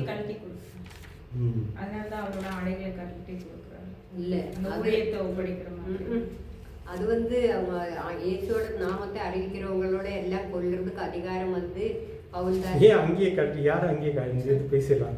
யார் அங்கேயே பவுல் வாலிபனுடைய அது அவருடைய பாதத்தின் அருகே வைத்தார். ஏன் செஞ்சாங்க அதை? அந்த ஊழியத்தை இது பின்தொடர்வதற்காக யாருடைய அங்கி? தேவானுடைய தேவனுடைய அங்கி. அது பாருங்க, நல்லா வாசிங்க, அதேதான். நல்லா வாசிங்க. கல்லறையில் சாட்சிக்காரர்கள் தங்கள் வஸ்திரங்களை கழற்றி. சாட்சிக்காரர்கள் ம். சாட்சிக்காரர்கள் இந்த மரணம் உண்மை இது அப்படிங்கிறதுக்காக அதனால நீங்க நல்லா வாசி, நல்லா புரிஞ்சுக்கோங்க. அதான். சில நேரம் கள்ளசாட்சி நாங்க சொன்ன சாட்சிகள் உண்மை அப்படின்னு சொல்றதுக்காக கள்ளசாட்சி சொல்லிட்டு இருப்பாங்க. என்னவா இருக்கும்? சாட்சிக்காரர்கள்னா யாரு? அவருக்கு விரோதமாக போய் சொன்னாங்க. சாட்சிக்காரர்கள் தன் வஸ்திரங்களை கழற்றி சொன்னார். எதுக்காக இப்போ வந்து ட்ரெஸ் எல்லாம் கரெக்டி இவங்க கையில் கொடுக்குறாங்க? இவர் மரணத்துக்கு பாத்திரம் வந்தோம் அப்படிங்கிறதுக்காக நாங்க என்னுடைய வஸ்திரத்தை கழட்டி கொடுக்குறோம் இது அப்படிங்கிறதுக்காக சாட்சிக்காரர்கள்ன்றது யாரு? புரியுது? அப்போ குற்றச்சாட்சி சொன்னாங்க. பொய் சாட்சி தான். இவர் மேல குற்றம் சாட்டினவங்க இப்போ என்ன இது எதுக்கு இந்த ட்ரெஸ்ஸை கலட்டி கொடுக்குறது எதுக்கு அப்படின்னா, கல்லறியும் போது ரத்தம் பெறப்படும். அந்த ரத்தம் படாமல் இருக்கிறதுக்காக ட்ரெஸ்ஸை கட்டி கொடுக்குறாங்க, வேற ஒன்றும் கிடையாது. சிம்பிளாக பார்த்தீங்கன்னா அதான், கல்லஞ்சு கொள்ளும்போது அவன் ரத்தம் மேலே ட்ரெஸ் மேலே படும். அப்ப இவங்களுடைய பேர் மட்டும்தான் போட்டிருக்காங்க. கூடி இருக்கிறவங்களா கல்லறிந்தார்கள். ஆமாம், பாதத்தின் அருகே வைத்தார்கள். அதான் எதுக்காக. அவங்க இதில் வந்து பெரிய தியாலஜிலாம் நம்ம எடுத்துக்க வேண்டாம். என்னை பொறுத்தவரை சிம்பிளாக என்ன அப்படின்னா, கல்லறி சாட்சிக்காரங்கன்னா இவங்க மேலே குற்றம் சுமத்துறவங்க. இவர் வந்து உண்மையிலேயே வந்து இந்த கோயிலை தப்பாக சொன்னார், மோசடி பிரமாணத்தை மாற்றுவேன், கோயிலை பற்றி தப்பாக சொன்னார்னு சொல்லி தான் இவர் மேலே குற்றச்சாட்டு. இந்த குற்றச்சாட்டுனால தான் நாங்கள் இவர் மேலே கல்லறிகிறோம். அவங்க தான் இந்த சாட்சிக்காரங்க. இந்த குற்றச்சாட்டு நிமித்தம் என்னை பொறுத்தவரை ட்ரெஸ்ஸை கழட்டி வச்சது, அந்த மேலாடையை கழட்டி வச்சது வந்து ரத்தம் படாமல் இருக்கிறது தான், வேறு ஒன்றுமே கிடையாது. அதனால் இது வந்து ஸ்தேவானுடைய ட்ரெஸ் கிடையாது. இந்த ட்ரெஸ்ஸில் பெரிய தியாலஜி நமக்கு இல்லை, அப்படிதான் நான் நினைக்கிறேன். ரத்தம் சிந்துறது பெரிய பாவம் தானே. சப்போஸ் இவரோட கடமையை முடிச்சுட்டு இவரோட இது கேட்குறாங்க, அது ஹேண்ட் ஓவர் பண்ற மாதிரி அது மாதிரிலாம் அது ஒன்றுமே இல்லை. ஸ்தேவானுடைய ட்ரெஸ் எல்லாம் கிடையாது. ட்ரெஸ் இல்லையே, சாட்சிக்காரர் சாட்சிக்காரர். இந்த ட்ரெஸ்ஸுக்கும் இதுக்கு பெரிய தியாலஜிலாம் கிடையாது. இந்த ட்ரெஸ் வந்து முக்கியமாக இந்த கல்லறிகிறவங்க மேலே ரத்தம் படும். இந்த கோட்டு ரொம்ப முக்கியம் அவங்களுக்கு. இந்த மேல் கோட்டு உள்ளே பட்டா கூட பரவாயில்ல, போய் துவச்சிக்குவாங்க. இந்த மேல் கோட்டை வந்து ரத்தம் படாமல் இருக்கிறதுக்காக வைக்கிறாங்க. இது வந்து இந்த பின்னாடி விசாரணைக்கு போகும்போது இவர் செஞ்சது தப்பு தான், தப்புனால தான் நாங்கள் கொன்னோம், நாங்கள் சும்மா கொள்ளலை, தப்பு அவங்க செஞ்ச தப்புக்கு நாங்கள் கொண்டோம், அதுக்கு நாங்கள் சாட்சி. அவர் பேசின தப்பு, அவர் செஞ்ச தப்புக்கு தண்டனையாக நாங்கள் கல்லறிஞ்சோம். இதெல்லாம் பிரமாணம் இருக்குது, அவங்களுக்கு நிறைய பிரமாணங்கள் வச்சு பேசுவாங்க. ஸோ இந்த இதுதான் அதில் பேக்ரவுண்டு, வேறு ஒன்றும் கிடையாது. ஸோ ட்ரெஸ்ஸை வச்சு நம்ம வேறு பெருசாலாம் பேச வேண்டிய அவசியம் கிடையாது. ஆனால் பவுல் வந்து இந்த ஆடை வந்து நியாயப்பிரமாணத்துக்கு புறமானதுன்றதுனால கழட்டி வச்சுக்காங்க. பிரமாணத்துக்கு புறமானது இல்லை. என்னை பொறுத்தவரை வந்து ரத்தம் படாமல் இருக்கிறதுக்காக தான் கழட்டி வைக்கிறாங்க. பவுல் காலடியிலே வச்சனால அவங்க மனசு ஒரு மாதிரி ஆயிருந்தது. இருக்கலாம். அப்பதானே வருது. இங்கே பவுல் எங்கே வர்றாரு அப்படின்னா, பவுல் வந்து இவருடைய பிரசங்கத்தை ஃபுல்லாக கேட்குறாரு, ஸ்தேவானுடைய பிரசங்கம், இந்த கூட்டம் எல்லாமே. அவர் மனசு தொட்டுருச்சு, அவர் காலடியிலே வச்சுட்டு போனனால இந்த தேவதூதனுடைய முகம் போல இருக்கிறது, இப்போ வானத்தை பார்க்குறேன், மனுஷகுமாரன் பக்கத்தில் நிற்கிறாரு, இதெல்லாம் வந்து எதுக்காக அப்படின்னா பவுலை தொடர்றதுக்கு தான் இந்த பேச்சு பிரசங்கம் எல்லாமே. இவர் பவுலும் சேர்ந்து கல்லறிஞ்சிருக்கணும், ஆனால் அவர் கல்லறியலை. அவர் வந்து ஒரு பொறுப்பு எடுத்துக்கிறாரு, இந்த ட்ரெஸ்க்கெல்லாம் காவல் காக்கிற மாதிரி ஒரு பொறுப்பு. இந்த ட்ரெஸ் எல்லாம் வந்து கழட்டி வைப்பாங்களா இருக்கும், வேற யாராவது திருடிட்டு போகக்கூடாது. இவர் காவல் எதுக்காக, பவுல் எதுக்காக காலடியாக வைக்கிறாங்கன்னா, இவர் காவல்காரர். அந்த ட்ரெஸ்ஸை வந்து வேற ஒருத்தர், அந்த காலத்தில் கோட்டெல்லாம் பயங்கர எக்ஸ்பென்சிவ், பெருசாக ட்ரெஸ்ஸெல்லாம் திருடிட்டு போவாங்க. ஸோ அந்த இதை யாரும் திருடிட்டு போகக்கூடாது. ஸோ அதுக்கு ஒரு காவல்காரர் தான் பவுல். ஆனால் இவர் எல்லாத்தையும் கவனிச்சுட்டே இருக்கிறார். தேவனுடைய பிரசங்கம், அவருடைய முகம் பிரகாசமாகிறது, இவங்க கல்லறியும் போது அவருடைய மரணத்தின் போது மன்னிப்பின் ஜெபம், அவருடைய இந்த அவர் சொல்ற வானத்தை பார்க்கறது, இதே காரியம் வந்து அடுத்து பவுலுக்கு ரிப்பீட் ஆகுது. ஆமாம், பவுல கல்லறியும் போது தான் அங்கே ஒரு சீஷன் உருவாகுவான், தீமோத்தேயுன்னு சொல்லி. இஸ்திராவில் தானே அவர் கல்லறியும். தீமோத்தி வந்து அப்படி உருவாக்கலை, ஆனால் தீமோத்தி வந்து அந்த சம்பவங்கள்லாம் அவருக்கு தெரியுது. தீமோத்திக்கு தெரிஞ்சிருக்குமா இருக்கும். பவுல் வந்து ஒரு ஊரில் கல்லறிகிறாங்க, அவர் இந்த மாதிரிலாம் எதுவும் பேசலை, ஆனால் அவர் மறித்த மாதிரி. இப்போ வந்து 3ஆம் வானத்துக்கு போனேன்னு சொல்கிறாருல்ல, ஸோ அந்த சம்பவம் அங்கே நடந்திருக்கலான்னு சொல்கிறாங்க. அவரை கல்லறிஞ்சு செத்துட்டாருன்னு போட்டு போயிடறாங்க. அப்புறம் விசுவாசிகள்லாம் கூடி வந்தப்போ உயிர் வந்துடும் அவருக்கு. ஸோ அதுக்கு இடையில தான் அவர் வந்து 3ஆம் வானம் போயிட்டு வர சம்பவம். ஸோ அவர் கனெக்ட் பண்ணல, நம்ம கனெக்ட் பண்ணிக்கிறோம். ஸோ அந்த மாதிரி இவருக்குள்ள ஒரு ஆவிக்குரிய மாற்றம் வர்றதுக்காக இந்த சம்பவங்களும் நடந்தது.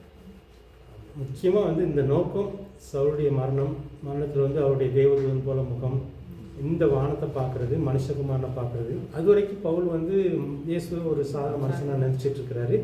பிதாவுக்கும் மனுஷகுமாரனுக்கும் இல்லைன்ற மாதிரி சேவனுடைய மரணம் வித்தியாசமாக இருந்ததுனால பவுலுடைய மனது தொடங்கும். உண்மையிலேயே இவர் வந்து இயேசு வந்து உண்மையிலேயே கடவுளுடைய தேவகுமாரன் தான் அப்படின்ற ஒரு தொடுகைக்காக தான் இது முக்கியமான ஒரு இதாக பார்க்குறோம். ஓகே. ஸோ அதுக்கப்புறம் சொல்லுங்கள், வேறு ஏதாவது சமரியா சொல்லுங்கள். வழியாக 24வது வந்து பிலிப்போல் நடந்த அநேக அற்புதங்கள், அநேக சப்பானிகள் சமாரியாவில் நடக்குது. இந்த இடம், இந்த பேர் வந்து சமாரியா இடம். இந்த இந்த இந்த காலமெல்லாம் வந்து இந்த எந்த இடத்துல நடக்குன்னு சொல்லி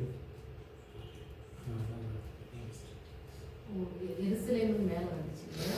அதனுடைய இதில் இடங்கள் வந்து இப்போ வந்து இவர் சாகிறது எருசலேமில்.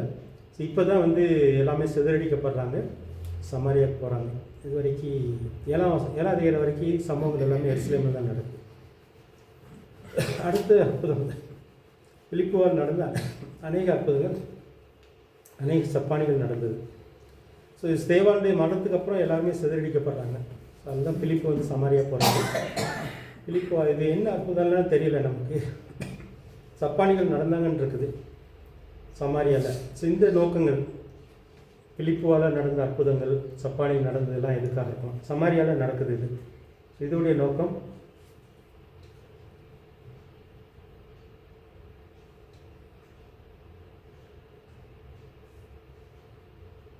செதறி போனோம்னா அங்க ஒரு கூட்டம் எழும்புறதுக்காக இது மூலமா. ஓகே. இங்கெல்லாம் பார்த்தீங்கன்னா நற்செய்தி உண்மைதான்னு நம்புறது தான் இந்த அற்புதங்கள்லாம். பிலிப்பு சொல்கிற நற்செய்தி, நற்செய்தி என்ன? இயேசு உயிரோடு இருக்கிறார், இயேசு பாவத்துக்காக செத்தார், இயேசுக்கு உயிரோடு இருக்கிறார். ஸோ அதான் நற்செய்தி. ஸோ நற்செய்தி வந்து உண்மை, நம்ம சொல்கிற செய்தி உண்மைதான்னு சொல்லி ப்ரூவ் பண்ணுறதுக்காக தான் இந்த அற்புதங்கள்லாம் நடக்குது. நற்செய்தி பெருக அப்படின்னு சொன்னாங்க. உண்மை விலங்கு, அது பெருக.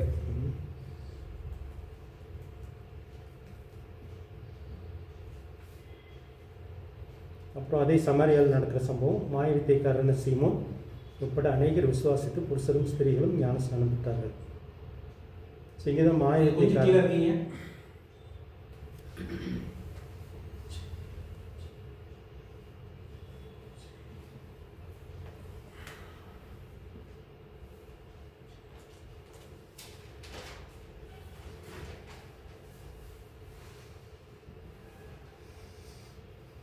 பார்க்கலாம். அடுத்தது ஸோ மாயவித்தைக்காரன சீமோன் உட்பட.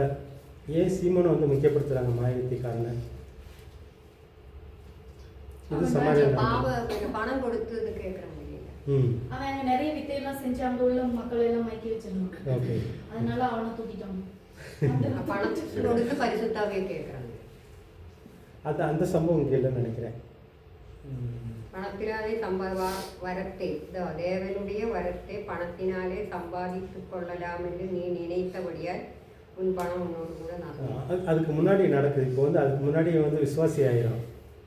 விசுவாசி ஆனதுக்கப்புறம் தான் அந்த பணத்தை கொடுத்து அவர்கள் அவரது பரிசுத்தாவியை பெற்றுக்கொள்ளும்படி அவர்களுக்காக ஜெபம் பண்ணி அவர்கள் மேல் கைகளை வைத்தார்கள். அப்பொழுது அவர்கள் பரிசுத்தாவினை அவன் பெற்றார்கள். அங்க மக்களை ஏமாத்திட்டு இருந்தான். அதை விட பெரிய அற்புதம்லாம் நடக்கும்போது ஓகே. இப்போ மாயை வித்தக்காரனே ஆச்சரியப்படுற அளவுக்கு நடக்குது அற்புதங்கள் இங்கே.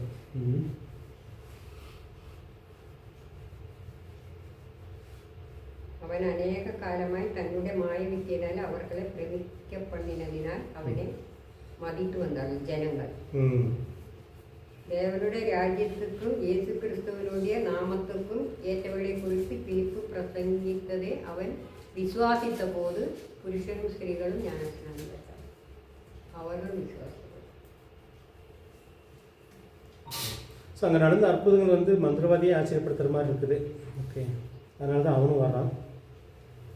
பேதுரும் யோவானும் அவர்கள் மேல் கைகளை வைத்தார்கள். அப்பொழுது அவர்கள் பரிசுத்தாவியை பெற்றார்கள். ஸோ இது சமாரியாவில் நடக்குது. ஆனால் அவங்களுக்கு வந்து அவங்க விசுவாசி ஆகிட்டாங்க. அதனால் பேதுரு யோவான் வந்து எருசலேமிலேருந்து சமாரியாவுக்கு போய் ஜெபம் பண்ணும்போது அவங்களுக்கு பரிசுத்தாவி கிடைக்குது. ஸோ அதை பார்த்தோன்னு தான் இவனுக்கு வந்து அந்த ஆசை வருது, நான் யார் மேலே கை வைக்கிறேனோ அவங்க மேலே பசுத்தாவி வரணும்னு சொல்லி இவனுக்கு ஒரு ஆசை வருது. பணத்தை கொடுத்து வாங்கிடலாமான்னு. அதுக்கப்புறம் என்ன நடக்குது?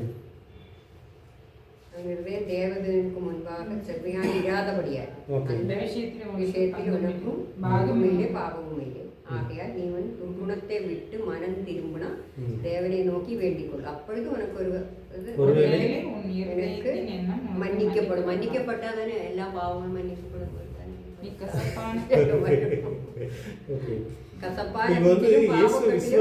இயேசு விசுவாசிக்கிறான். இப்போ இவனுக்கு வர ஆசை என்ன அப்படின்னா, இவங்க பேதுவும் யோவானும் யார் மேலே கை வச்சாலும் பசுத்தாவி வராது, அது மாதிரி நானும் செய்யணும். ஸோ நானும் அது ஒரு வித்து மாதிரி நினச்சிக்கிட்டான். ஆனால் உண்மையாக நினச்சிட்டான். ஆனால் அதில் உள்ள சக்தியும் புரியலை. ஸோ அந்த வரத்தை பணத்தை கொடுத்து வாங்கிக்கலாம்னு நினைக்கிறேன். ஆனால் எப்படி வாங்கியிருக்கணும் அவன்? ஏதோ புரிய வைக்கிறாங்க இது மூலமாக. இது ஆக்சுவலி இது அற்புதம் கிடையாது, நீங்கள் பேசினதுனால நான் பேசுகிறேன். ஸோ அற்புதம் வந்து அவனையே ஆச்சரியப்படுத்தினது தான் அற்புதம். நோக்கம் வந்து ஒரு மாயவித்தக்காரனே ஆச்சரியப்படுற அளவுக்கு பிலிப்பு மூலமாக அற்புதம் நடந்துச்சு. ஸோ அது வந்து இவனையே அற்புதப்படுத்துகிற அளவுக்கு நடந்த அற்புதம். ஆனால் பின்னாடி நடக்கிற சம்பவங்கள் வித்தியாசமாக இருக்குது. அற்புதத்தில் வரல அதெல்லாம். ஸோ இவன் வந்து யார் மேலே கை வைக்கணும் அவங்க மேலே பசுத்தாவி வரணும்னு சொல்லி ஆசைப்பட்டதெல்லாம் அற்புதம் கிடையாது. ஆனால் எதுக்காக இதை எழுதி வச்சிருக்கிறாங்க?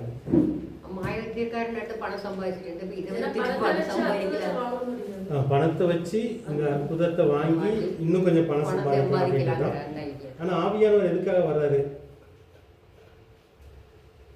எப்படி பண்ணியிருந்தா அவனுக்கு அந்த அற்புதம் கிடைச்சிருக்கும், அந்த வரமும் கிடைச்சிருக்கும். இவனுக்கு அந்த வரத்தை ஆண்டவர் கொடுப்பார்.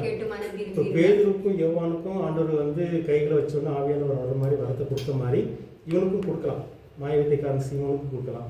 ஆனால் அவன் வந்த முறை வித்தியாசம். பணாசை, பணத்தை கொடுத்து வாங்கினா எப்படி வந்திருக்கணும்? அவங்கள அதை கேட்டு மன்னிப்பு பெற்று பரிசுத்தாவி பெற்று வந்துடணும். குறுக்கு வழியில் போனோம். குறுக்கு வழி தான் முக்கியமான பிரச்சனை. சரி, இதை அது வந்து அற்புதத்துக்குள்ளே வரல. நம்ம எதுக்காக பேசுகிறோம் அப்படின்னா, ஒருவேளை வயதுக்கிட்டு யோவாட்டி கேட்டுக்கலாம், உங்களுக்கு எப்படி நீங்கள் கை வச்சோன்னு ஆவியானவர் வர்றாரு, இதெல்லாம் எப்படி நடக்குது, நான் வந்து செய்யணும்னா என்ன செய்யணும், என்ன ஆயிருக்கணும்? உண்மையிலே இயேசுடைய சீசனாக மாறி இருக்கணும். இயேசுடைய சீசனாக மாறினா பேதுரும் யோவான் செய்கிற மாதிரி இவனும் செய்யலாம். ஆனால் அந்த விஷயம் புரியல. அதனால் ஸோ அவனுடைய விசுவாசியாக மாறினா கூட அந்த பழைய குணம் மாறல. அதனால் அதை தான் பார்க்குறோம், வேற ஒன்றும் இல்லை.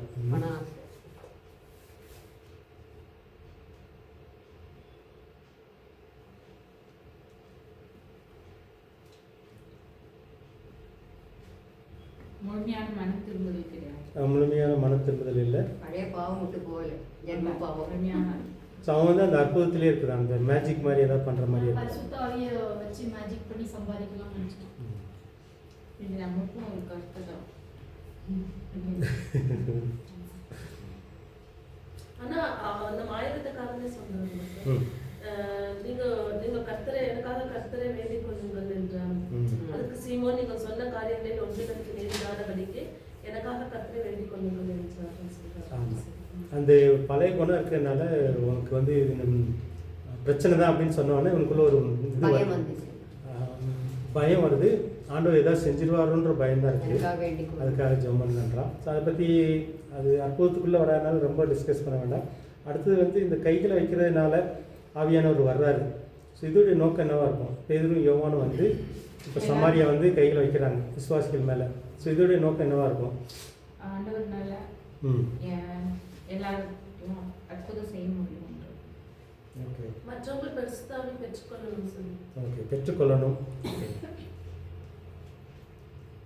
நோக்கம் உண்மையான மனம் திருந்ததுக்கு அப்புறம் தான் அது நடக்குது. அதாவது பயம் வந்துச்சு, தெய்வ பயம். ஸோ நம்ம ஆவியானவரை பற்றி பார்த்தோம். அப்போஸ்தலர்ல வந்து பார்த்திங்கன்னா 2 விதமான ஆவியானவருடைய செயல்களில் வந்து முக்கியமாக ஒரு நிறைவுன்னு ஒன்று பார்த்தோம், அவர் உள்ளே வந்து தங்குறதுன்னு சொல்லி பார்த்தோம். ஸோ ஆவியானவர் வந்து உள்ளே வந்து தங்குற ஒரு காரியம் இருக்குது. அப்புறம் நிறைவு அல்லது வரம் அல்லது செயல்பாட்டுக்காக வருகிற ஆவியானவர் சொல்லி பார்த்தோம். இந்த வித்தியாசம் எதாவது புரியுது அவங்களுக்கு இதில்? நோக்கம்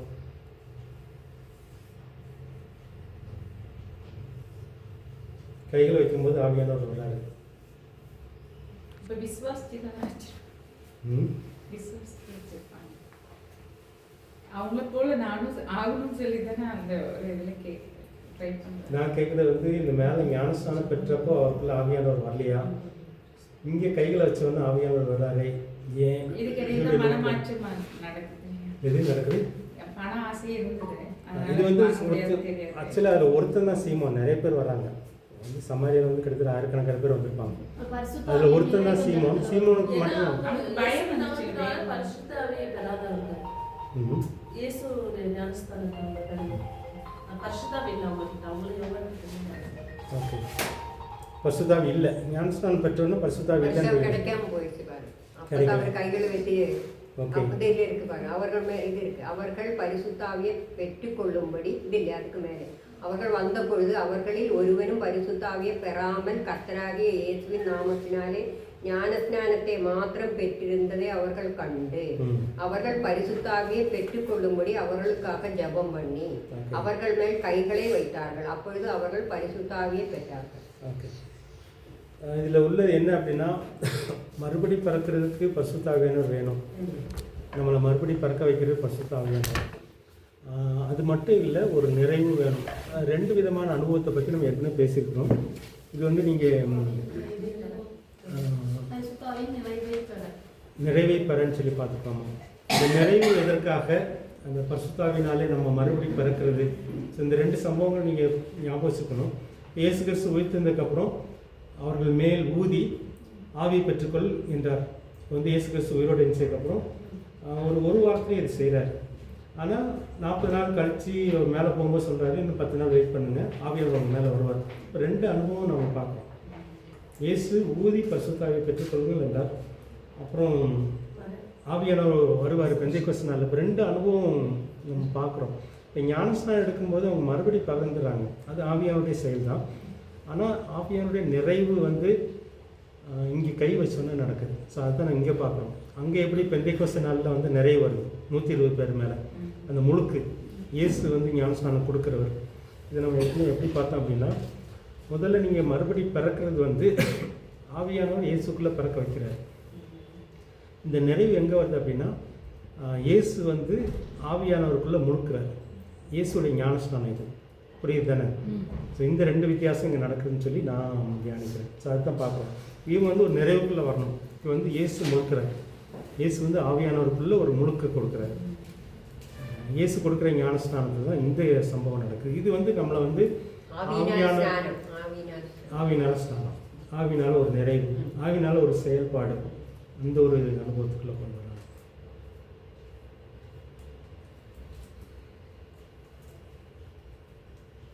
ஆவியானவர் நிறைவு, அடுத்து இயேசு கொடுக்குற ஆவியானவர் ஸ்நானம்.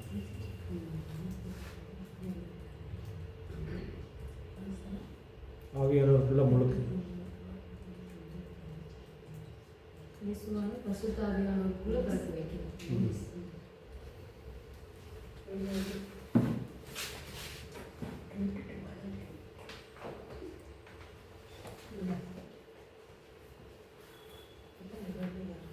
அடுத்த ஒரு அற்புதம் வந்து கர்த்தருடைய தூதன் பிலிப்பை நோக்கி 8:26 பின்பு கர்த்தருடைய தூதன் பிலிப்பை நோக்கி, நீ எழுந்து தெற்கு முகமாய் எருசலேமில் இருந்து காசா பட்டணத்திற்கு போகிற வனாந்தரமாக போ என்றார். அந்தபடி அவன் எழுந்து போனான். அப்பொழுது எத்தியோப்பியருடைய ராஜஸ்திரியாகிய கந்தகே என்பவளுக்கு மந்திரியும் அவளுடைய பொக்கிஷசாலை எல்லாவற்றிற்கும் தலைவனுமாயிருந்த எத்தியோப்பியனாகிய ஒருவன் பணிந்து கொள்ளும்படி எருசலேமுக்கு வந்திருந்து. படிக்கணுங்களா மேலே? ஃபுல்லாக படிக்க வேண்டாம். இதில் 3 விதமான அற்புதம் நடக்குது. ஒன்று வந்து ஆவியானவர் வந்து பிலிப்பிட்ட போன்னு சொல்கிறது. பிலிப்பிட்ட போன்னு சொல்கிறது. ரெண்டாவது வந்து அவர் போகிறாரு, போகும்போது நீ அந்த ரதத்தோடு சேர்ந்துக்கணும்னு சொல்கிறாரு. மூணாவது வந்து அவங்க தண்ணியில் சேர்றாரு. அதுக்கப்புறம் ஏசையா புத்தகத்தை வாசிக்கிறாரு, இவர் அதுக்கு விளக்குறாரு, அப்புறம் ஞானஸ்நானம் கொடுக்குறாரு. ஞானஸ்நானம் கொடுத்ததுக்கப்புறம் ஆவியானவர் வந்து பிலிப்பை கொண்டு போய் விட்டார், மறைச்சிட்டாருன்னு இருக்கு. ஸோ இந்த 3 விதமான அற்புதம் நடக்குது. இதோடைய நோக்கம் என்னமா இருக்கும்? தீர்க்கதரிசனம். அதான் தீர்க்க தரிசனமாக சொன்னாரா? எப்படி சொல்லியிருப்பாரு? பிலிப்பு அதுதானே சொல்கிறேன். கர்த்தருடைய தூதன் பிலிப்பை நோக்கி, கர்த்தருடைய தூதன் பிலிப்பை நோக்கி அப்படின்னு என்ன நடந்திருக்கும்? ஆவியில காண்கிறாங்க, அவர் வருது. ஓகே, ரதத்தில் வருது. ஓகே, ரதத்தில் வர்றதெல்லாம் காட்டல. இல்லை, முதல்ல வந்து தேவதூதனை பிலிப்புக்கு சொல்றாங்க இப்படி வரும், நீ இப்போ அவங்க ரதத்துக்கு முன்னாடி போய் அவங்களுக்கு சத்தியத்தை சொல்லி சாட்சியா சொல்லிட்டு வந்துட்டு இருந்தாங்க. ஓகே, பிலிப்பு வந்து இப்போ ஒரு நல்ல ஊழியக்காரர். அவர் மூலமாக நிறைய அற்புதம் நடக்குது, நிறைய சுவிசேஷன் சொல்கிறாரு.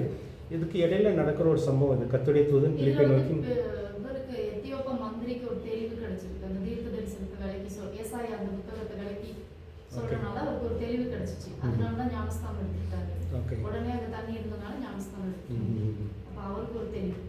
ஓகே, இவர் மூலமாக வந்து இப்போது இவர் அந்த எத்தியோப்பியா மந்திரியை ஆண்டவர் வந்து ஞானஸ்நானத்துக்குள்ளே ரட்சிப்புக்குள்ளே நடத்தணும். அதான் தேவ திட்டம்.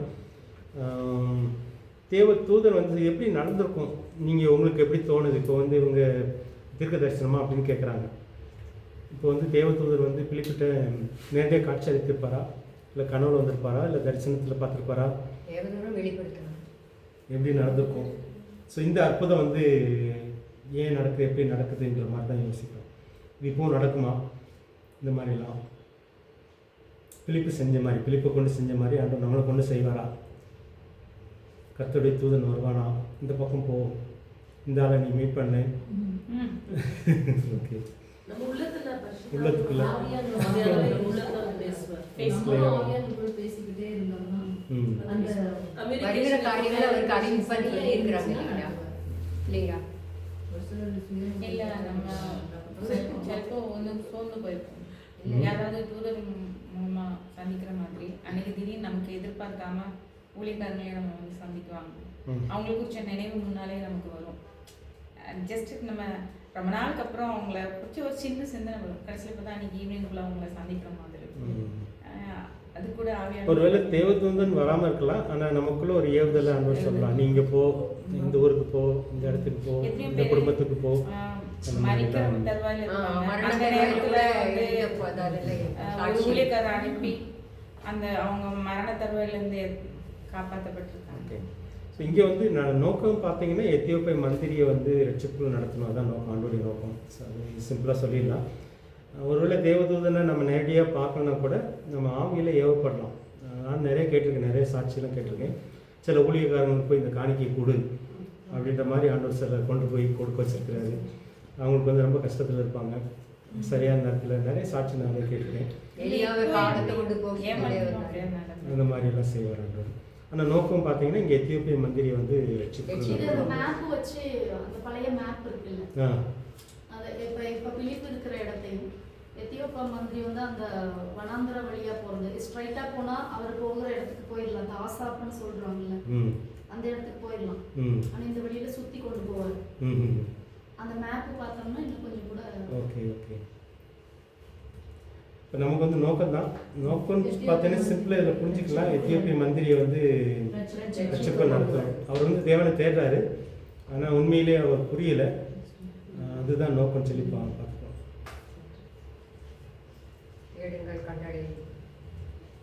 இடம் சமாரியாவா?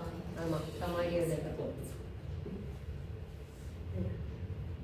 ஃபஸ்ட்டு 26 பாரு. சமாரியா கிராமங்கள் சுவிசேஷத்தை பிரசங்கித்து எருசலேமுக்கு திரும்பி கொண்டார். எருசலேமில் இவர் வந்து எங்கே இருந்தான்னு தெரியல. தெற்கு முகமாக எருசலேமிலிருந்து காசா பட்டணத்துக்கு போகிற வழி, எருசலேமிலேருந்து காசா போகிற வழி தான். அங்கே போக சொல்கிறார். எங்கே இருந்துன்னா சமாரியாவிலேருந்து தான் போக சொல்லியிருப்பாரா இருக்கும். எப்படி போனாலும் தெரியல. ஓகே, ரதத்தோடு சேர்ந்து போக சொல்லார். இங்கே வந்து உண்மையிலே காணாமல் போயிருப்பாரா, இப்படி இது எப்படி நடந்திருக்கும்? இதெல்லாம் வந்து நீங்கள் அற்புதம் நடந்துச்சுன்னா அதை கேள்வி கேட்டு பார்க்கணுன்றதுக்காக தான் இதெல்லாம். அவர்கள் தண்ணீர்லேருந்து கரையேறின பொழுது கர்த்தருடைய ஆவியானவர் பிலிப்பை கொண்டு போய் விட்டார். மேலே கர்த்தருடைய தூதன் போக சொல்கிறாரு, கீழே ஆவியானவர் தூக்கி போயிட்டாருன்ற மாதிரி இருக்குது. என்ன நடந்திருக்கும்? இயேசுவோட சம்பவங்களையும் நிறைய படி நடந்திருக்கு. அடிக்க வரும்போது திடீர்னு காணாம போயிடுவார். ஆக்சுவலாக வந்து அப்படி நடந்திருக்கும். அவர் வந்து என்னன்னு ஆனால் அவர் எப்படி போயிருப்பாருன்னா திடீர்னு காணாமல் போயிட்டாருன்னு தான் போட்டிருக்கோம். ஒரு மக்களுக்குள்ளே நுழைஞ்சு போயிட்டாருன்னு தான் இருக்கும். எனக்கு மக்கள் கூட்டம் இருக்கும், அப்படி உள்ளே புகுந்து மக்களோட மக்களாக போயிடுவார். திடீர்னு அப்படி ஆவியில் எஸ்கேப் ஆன மாதிரி எங்குமே இல்லை. இல்ல திடீர்னு அந்த வசனம் அப்படிதான் போட்டிருக்கு. நீங்கள் பார்த்தீங்கன்னா அப்படி தான் இருக்கும். ஆனால் உண்மையிலே எப்படி காணாமல் போனார் அப்படின்னா, நாங்கள் மீனிங் பேஸ்ட் ட்ரான்ஸ்லேஷன் பண்ணும்போது அதெல்லாம் படித்து பண்ணணும்.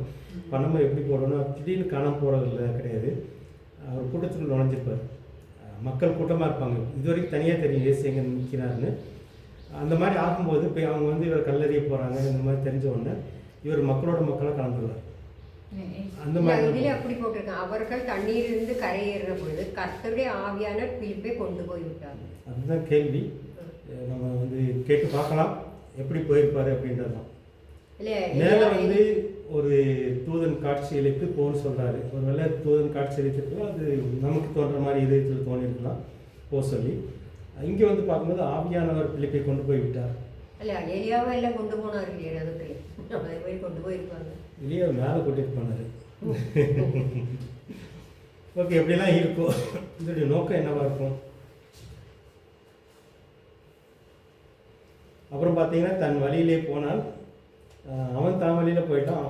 இவர் வந்து ஆசோத்திலே காணப்பட்டு ஆவியானவர் பிலிப்பை வந்து அங்கேருந்து தூக்கிட்டு வந்து ஆவியானவர் ஆசோத்தில் போட்டாரா, எப்படி நடந்திருக்கும், இதெல்லாம் கேள்விகள். இதோடைய நோக்கம் என்னவாக இருக்கும்? சில இதுக்கு நமக்கு புரியல, இருந்தாலும் கேட்டு பார்க்குறதுக்காக நம்ம பேசுகிறோம். இது ஒரு அற்புதம்.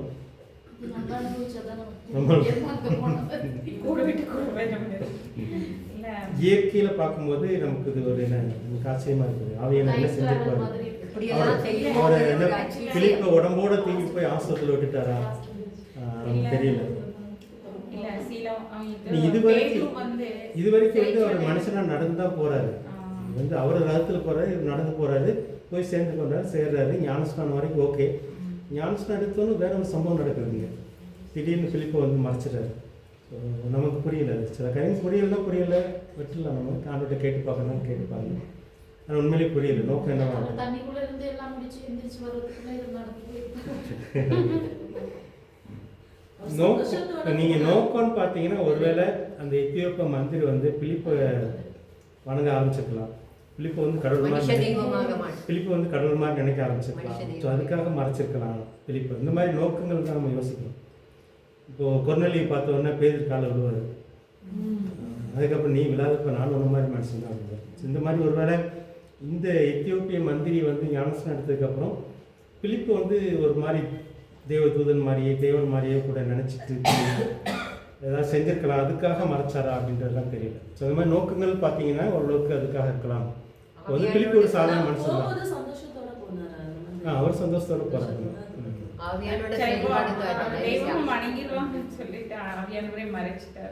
ஒருவேளை இருக்கலாம். இந்த மாதிரி நீங்கள் கெஸ் பண்ணீங்கன்னா இப்போ தேவன் கொடுக்க வேண்டிய கணக்கு.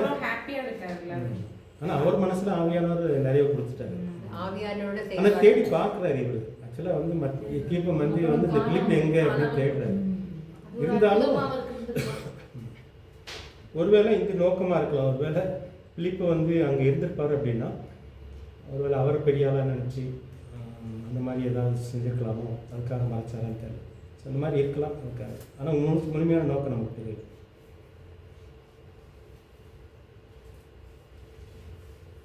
ஓகே, அடுத்தது வந்து அவன் பிரயாணமாய் போய் தமஸ்குக்கு சமைத்த போது சடிதிலே வானத்திலிருந்து ஒரு ஒளி அவனை சுற்றி பிரகாசித்தது. இது வந்து பவுல். அவன் தரையிலே விழுந்தான். அப்பொழுது சவுலே சவுலே நீ என்னை ஏன் துன்பப்படுத்துகிறாய் என்று தன்னுடைய சொல்லுகிற ஒரு சத்தத்தை கேட்டான். ஓகே, இங்கே வந்து இயேசு வந்து பவுலை சந்திக்கிறார், சவுலை சந்திக்கிறார். ஸோ இந்த சந்திப்பு, இந்த அற்புதத்தை நோக்கம் இது ஒரு அற்புதமாக நம்ம பார்க்குறோம். எல்லாரையும் வந்து இயேசு அந்த இடம் வந்து எந்த இடம்? தமஸ்கு பவுலுங்கிறது எங்கேருந்து இவர் தமஸ்கு போகிறாரு. நீங்கள் அது மேலே வாசித்தீங்கன்னா போகிறோம். இது வந்து 9ஆம் அதிகாரம். நம்ம பிலிப்பை விட்டுட்டோம். பிலிப்பு காரியம் முடிஞ்சிருக்கோம். அது அவன் பிரயாணமாய் போய் தமஸ்குவுக்கு சமீபித்த போது சடிதியிலே வானத்தில் நின்று இப்போ வந்து பவுல் வந்து எங்கேருந்து தமஸ்கு போகிறாரு. அதுக்கு மேலே 9 2ஆம் வசனம் வாசிங்க. தன் கண்டுபிடித்தால் அவரை கட்டி எருசலேமுக்கு கொண்டு வரும்படி தமஸ்குவில் உள்ள ஜெப ஆலயங்களுக்கு நிருபங்களை கேட்டு வாங்கினார். எருசலேமில் தான் போகிறார் தமஸ்கு.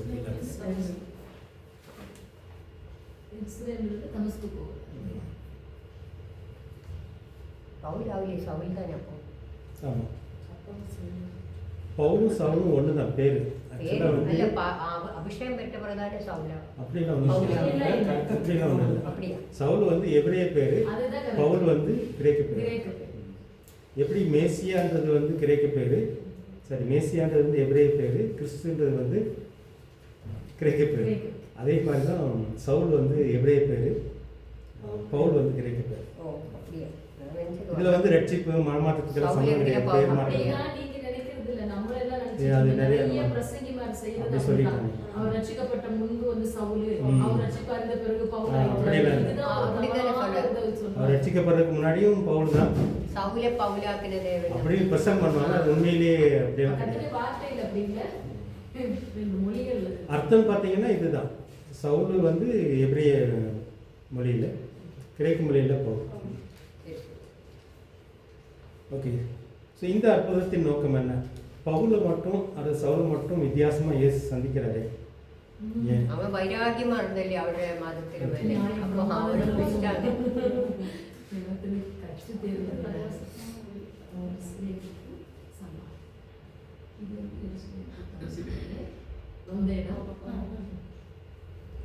என்னை ஏன் துன்பப்படுத்துகிறாய் அப்படின்னு கேட்கறதுக்கு காரணம் என்ன? இப்போ இந்த அற்புதத்தின் நோக்கங்களை தான் நம்ம பார்க்குறோம்.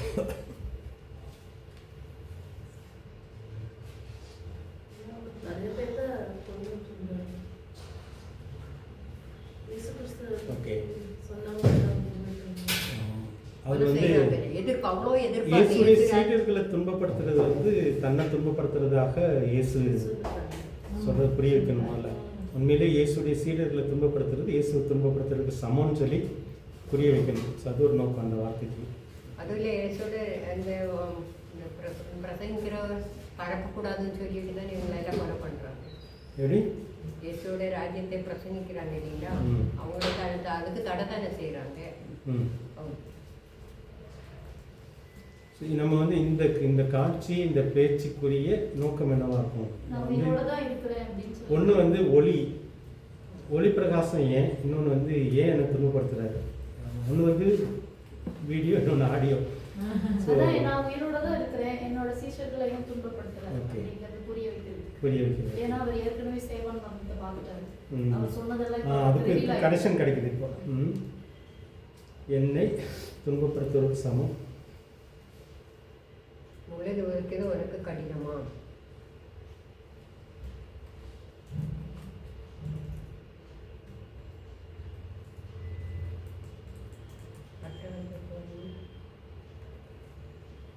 நான் உயிரோடு இருக்கிறேன் என்பது காட்டுறாரு.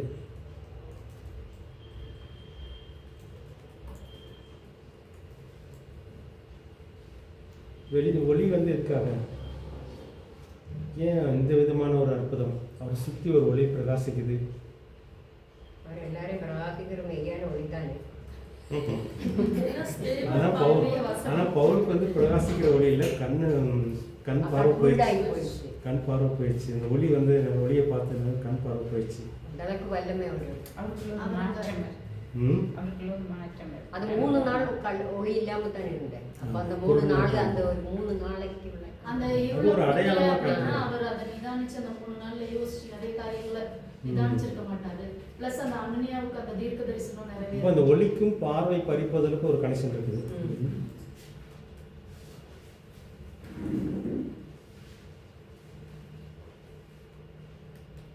தமஸ்குவுக்கு கூட்டிக் கொண்டு இது ஒரு அடையாளமாக செய்கிறார். நான் உயிரோடு இருக்கிறேன்னு சொன்னதுக்கு ஒருவேளை இந்த இவரை வந்து அப்படி களவா எடுத்து கொண்டு போயிட்டு ஒரு செய்தி துர்ச்செய்தி பரவுச்சு இல்லையா, அதனால அவர் சொல்லியிருக்கலாமோ இயேசு வந்து மரித்து ஆமாம், அப்படியே இவருக்கு இன்னும் சந்தேகம் இருக்குது. ஆ.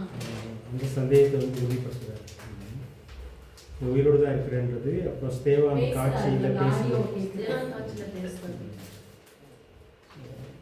அந்த பேச்சு பார்த்தீங்க அப்படின்னா இப்போ இயேசு சீடர்களை துன்புறுத்துறது இயேசுவை துன்புறுத்துறதுக்கு சமம். இயேசு உயிரோடு தான் இருக்கிறன்றதை நிரூபிக்கிறாரு. அப்புறம் ஒளி வந்து அவருக்கு ஒரு அடையாளமாக பார்வை பறிப்போய் அந்த பார்வை திரும்ப எங்கே கிடைக்குது? 3ஆம் நாள் அனனியா வந்து 3 நாள் அனனியா வந்து ஜெபம் பண்ணும்போது தான் பார்வை கிடைக்குது. ஸோ இதெல்லாம் வந்து ஒரு அடையாளம் மாதிரி. ஸோ இயேசு உண்மையிலே உயிரோடு இருக்கிறாரு, அவர் செயல்படுகிறார். அவருடைய சீசர்கள் வந்து சும்மா அடிவாங்கலை அப்படின்றதெல்லாம் உறுதிப்படுத்துகிறார். ஸோ இதெல்லாம் நோக்கங்களாக இருக்குது பின்னாடி. 3 நாள் அவருக்குள்ள நிறைய சேஞ்சஸ் வருது. ஆமாம், அது இல்லாமல் அவர் திரும்ப அந்த கண் பார்வை திரும்ப கிடைக்கும்போது அவருக்குள்ள வர மாற்றங்களுக்கும் அதுக்கும் இந்த ஆண்டவருக்குள்ள ஒரு வைராக்கியம், இதெல்லாம் வந்து ரியல். அதாவது என்ன சொல்கிறது, அவருக்கு அந்த அடையாளங்கள் மூலமாக, கண் போகிறது மூலமாக, பார்வை கிடைக்கிறது மூலமாக அந்த ரியல் ரிலேஷன்ஷிப்பில் வர்றாரு. இயேசு கூட ஒரு உண்மையான உறவுக்குள்ள வர்றாருன்னு அப்படி இல்லை சொல்றாங்க. தாமதமின்றி கிறிஸ்து தேவனுடைய குமாரன் என்று ஆலயங்களிலே பிரசங்கம். அது அதுக்கப்புறம் அதுக்கு முன்னாடி நடந்தது. இந்த அற்புதம் ஏன்னு சொல்லி நம்ம யோசிக்கிறோம். அந்த அற்புதத்தின் நோக்கங்கள் உடனே அவர் அண்ணனே கை வைக்கும்போது அவருடைய கண்ணில் இருந்த செதில்கள் போன்றவை விழுந்தது. அவன் பார்வை அடைந்து அதுக்கு இடையில நடக்குது வந்து தமஸ்குவிலே. ஓகே, அதுக்கு இடையில தமஸ்குவில் வந்து அனனியா என்ன பேரில் ஒரு சீசன் இருந்தால் அவனுக்கு கர்த்தர் தரிசனமாகி. ஆமா, ஸோ இது எப்படி நடந்தது? இதோட நோக்கம் என்ன? தரிசனம் கண்டா, அவர் தரிசனம் காண்றாங்க. இதோடைய நோக்கம் என்னவா இருக்கும்? அனனியாவுக்கு ஏன் இப்போ காட்சி அளிக்கிறாரு கர்த்தர், தரிசனம் கொடுக்குறாரு? பிலிப்புக்கு இப்போ அந்த அந்த அந்த மந்திரிக்கு கொடுத்த மாதிரி இதுக்கு இருக்குது தரிசனம் கொடுக்குறாங்க. இல்ல, சவுல் வந்து நிறைய பேர் துன்பப்படுத்திட்டு இருந்தாங்க. அவர் அனன்யா பார்த்துருக்காரு. அது இல்லம்மா, இது அவரே எடுத்து இது அனன்யாவுக்கு ஏன் கொடுத்தேன்? அதுதான் இப்போ வந்து பயந்துட்டு போக மாட்டாரு. அதனால தரிசனமாகி வந்து போய் சவுலை பண்றவங்க தானே பயம்.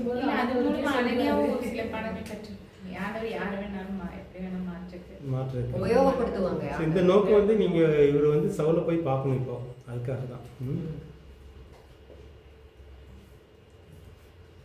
அதான் சொல்றேன், இங்கேயும் உம்முடைய நாமத்தை தொழுது கொள்ளுவர்கள் யாவரையும் கட்டும்படி அவன் அவர் நிறைய கேள்வி கேட்குறாரு. ஆனால் ஆண்டவர் அதுக்கும் பதில் சொல்றாரு. ஸோ இங்கே வந்து கண்களிலிருந்து மீன் செயல்கள் போன்றவைகள் ஒன்று. இந்த அற்புதத்தை மட்டும்தான் நான் எடுத்திருக்கிறேன், மற்றெல்லாம் எடுக்கலை. அற்புதங்களை பற்றி பார்த்தீங்கன்னா இப்போ வந்து சவுளுடைய கண்ணில் இருந்து மீன் செதில்கள் போன்றவைகள் விழுந்தது, பார்வையடைந்திருந்து ஞானஸ்நானம் பெற்றார். இப்போ என்ன நடந்தது? அப்பொழுது பலம் பெற்று ஆண்டவரை பிரசங்கிக்கிறீங்க அடுத்த நாள்.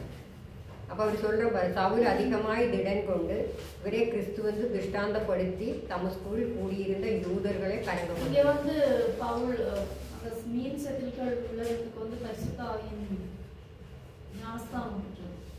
அது பின்பு நிறைவு. ஓகே,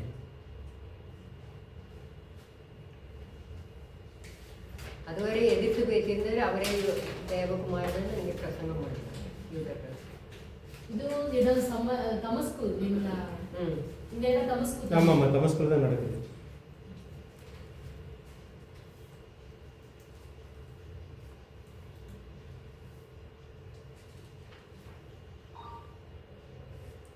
ஸோ இந்த மீன் செதில் போல் விழுந்ததை வந்து நம்ம ஆவியானுடைய நிறைவுக்கு எடுத்துக்கிறோம்.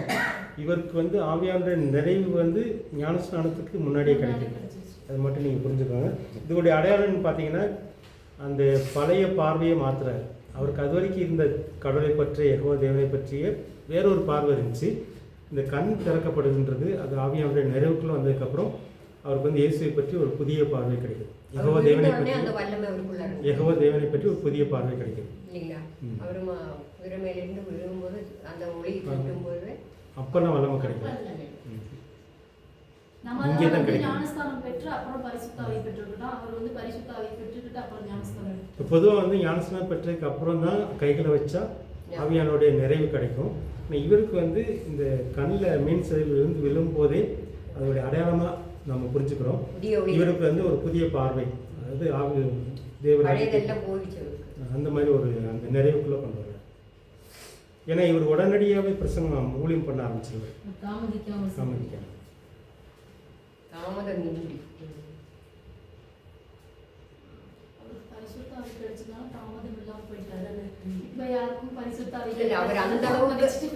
ஆண்டவரோட ஊழியக்கார அந்த அளவுக்கு அழிக்க ஒரு வைராகியமா இருந்தா அதே வைராகியத்தோட இயேசுவோட ஊழியர்கள் செய்யறாங்க இல்லைங்களா? எந்த அளவுக்கு அழிக்க வைராகியமா இருந்தோ அதே அளவு வைராகியத்தோட இயேசுவோட ஊழியர்கள் அதை விட அதிகமாகவே செஞ்சாங்க. ஒருபடி மேலாக. ஓகே, கடைசியாக வந்து பார்க்கலாமா? 40 இன்னும் 2 மட்டும் பார்க்கலாம்.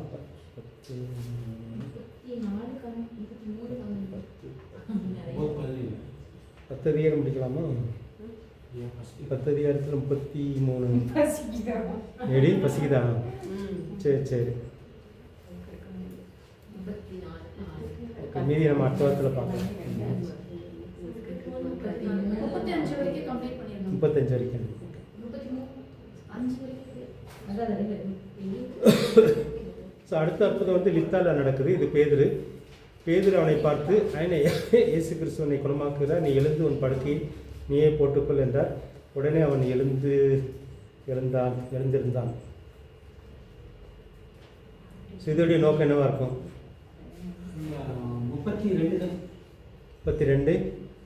32 நம்ம பார்த்துட்டோம். இந்த கண்ணில் இருந்து செதில் விழுகிறது. அது வந்து ஆவியானுடைய நிறைவு. ஆவியானவர் வந்து அவருடைய பார்வையை வந்து பழைய பார்வையை வந்து புதிய பார்வையை மாற்றுறாரு.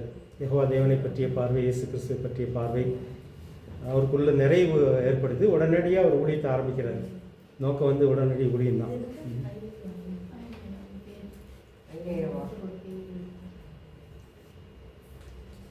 அடுத்தது வந்து லித்தாங்கிறது வேற பிளேஸ் ஆகுது. ஆமாம், இது கலிலேயா, அந்த சமாரி அதெல்லாம் முடிஞ்சிச்சு இல்லையா? லித்தா எந்த ரீஜனுக்கு வருதுன்னு தெரியலையே, பார்க்கணுமே.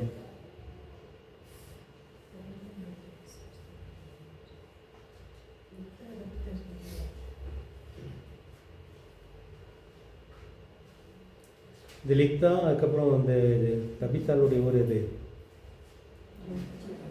தபித்தாளுடைய ஊர் பக்கத்து ஊர், லித்தாவுக்கு பக்கத்து ஊர். இதெல்லாம் அங்கே நடக்குது. எந்த ஏரியான்னு தெரியல. 30 எப்படி போடு சகோதரர் அதை அறிந்து அவரை செசரியாவுக்கு அழைத்து கொண்டு போய் தர்சுக்கு அனுப்பிவிட்டார். அப்பொழுது யூதேயா, கலிலேயா, சமாரியா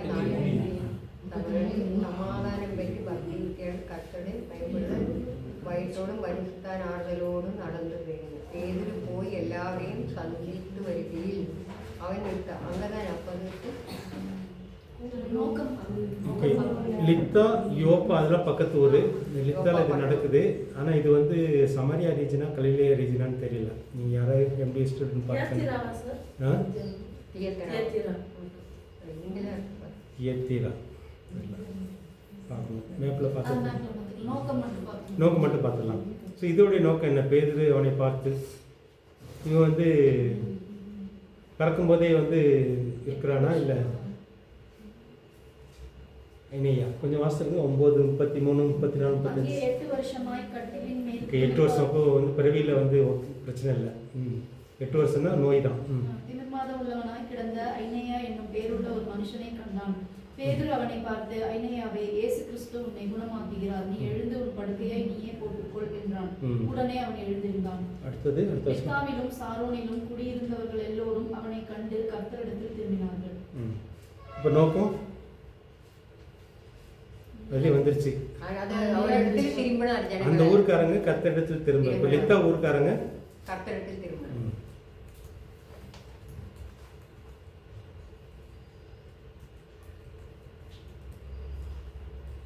கர்த்தரிடத்தில் விசுவாசம் வைத்தார்கள். ஸோ இந்த அற்புதம் அதுக்காக நடக்குது. ஓகே. அடுத்தது பார்த்தீங்கன்னா யோப்பால, இது பக்கத்து ஊர். அது வாசிச்சிருங்க. 9:40. யோப்பா பட்டணத்தில் கிரேக்கு பாஷையிலே தொற்கால் என்று அர்த்தங்கொள்ளும் தபித்தாள் என்னும் பேருடைய ஒரு சீஷி இருந்தாள். அவள் நற்கிரியைகளையும் தர்மங்களையும் மிகுதியாய் செய்து கொண்டு வந்தாள். அந்நாட்களில் அவள் வியாதிப்பட்டு மரணமடைந்தாள். அவளை குளிப்பாட்டி மேல் வீட்டில் கிடத்தி வைத்தார்கள். யோப்பா பட்டணம் லித்தா ஊருக்கு சமீபமானபடினாலே பேதுரு அவ்விடத்தில் இருக்கிறார் என்று சீஷர்கள் கேள்விப்பட்டு தாமதம் இல்லாமல் தங்களிடத்தில் வர வேண்டும் என்று சொல்லும்படி 2 மனுஷரை அவனிடத்திற்கு அனுப்பினார்கள். பேதுரு எழுந்து அவர்களுடனே கூட போனான். அவன் போய் சேர்ந்த பொழுது அவர்கள் அவனை மேல் வீட்டுக்கு அழைத்து கொண்டு போனார்கள். அப்பொழுது விதவைகள் எல்லோரும் அழுது தொற்கால் தங்களுடனே கூட இருக்கையில் செய்து தாங்கி வஸ்துகளையும் காண்பித்து அவனை சூழ்ந்து நின்றார்கள். பேதுரு எல்லாரையும் வெளியே போக செய்து முழங்கால் படியிட்டு ஜெபம் பண்ணி பிரேதத்தின் புறமாக திரும்பி, தபித்தாளே எழுந்திரு என்றான். அப்பொழுது அவள் தன் கண்களை திறந்து பேதுருவை பார்த்து உட்கார்ந்தாள். அவன் அவளுக்கு கை கொடுத்து அவளை எழுந்திருக்க பண்ணி பரிசுத்தவான்களையும் விதவைகளையும் அழைத்து அவளை உயிருள்ளவளாக அவர்களுக்கு முன் நிறுத்தினான். இது யோப்பா பட்டணம் எங்கும் தெரிய வந்தது. அப்பொழுது அநேகர் கர்த்தரிடத்தில் விசுவாசம் உள்ளவர்கள் ஆனார்கள். நோக்கம் தெரிஞ்சிச்சு இல்லை உங்களுக்கு? யோப்பா பட்டணத்துக்காரங்க ஆண்டவரத்தில் ரட்சிக்கப்படுறதுக்காக.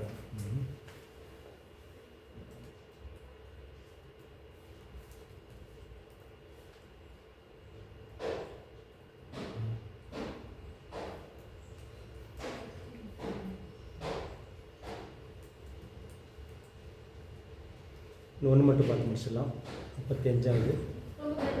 ஆ சரி.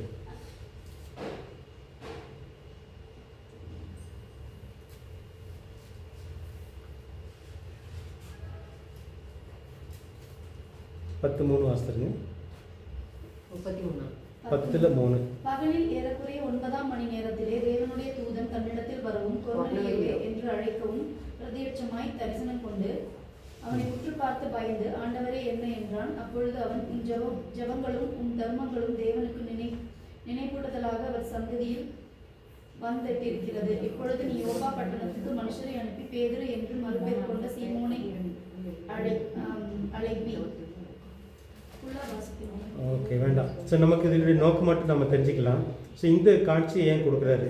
கொர்நேலியை போய் சந்திக்கிறதுக்கான காட்சியில் இது முக்கியமாக வருது.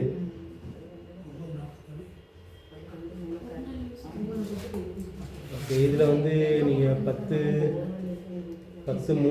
இந்த ஸ்டோரி வந்துட்டு இருக்கு. 10:10 வந்து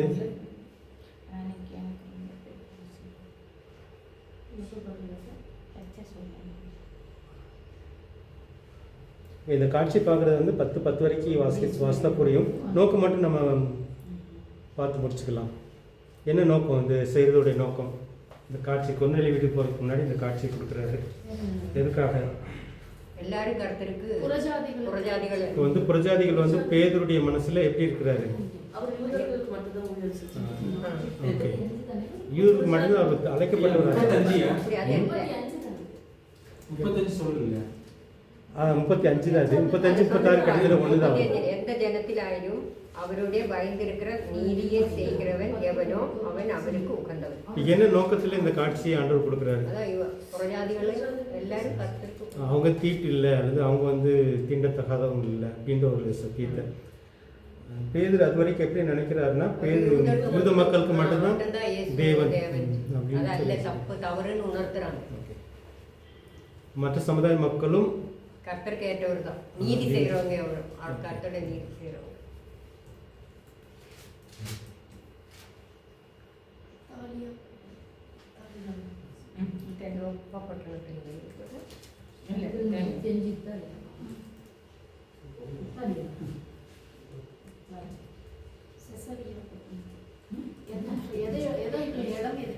இடம் வந்து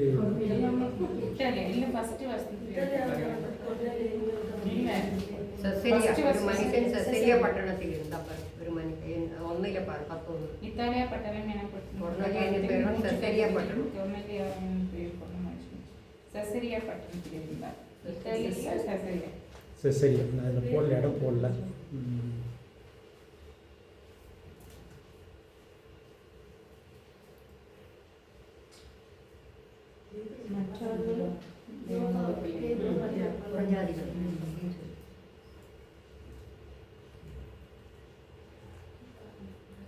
மற்ற சமுதாய மக்கள் மத்தியிலையும் ஆண்டவர் சுத்தமானவங்க இருக்கிறான்ற சத்தியத்தை புரிய வைக்கிறது தான் நோக்கம். ஹலோ,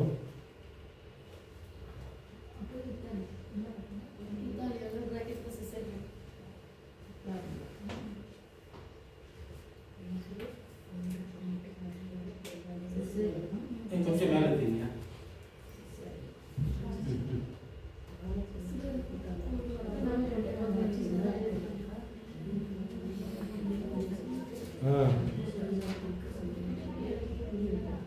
முடிய போகுது. வந்தீங்களா நீங்கள் ஹாஸ்பிட்டல் போயிட்டு?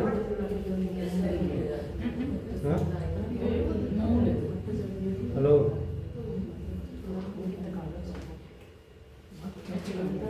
சுகி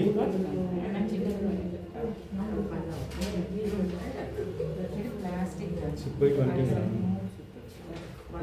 திரும்ப போகணுமா? நான் இந்த வாரம் 10 நிமிஷம்.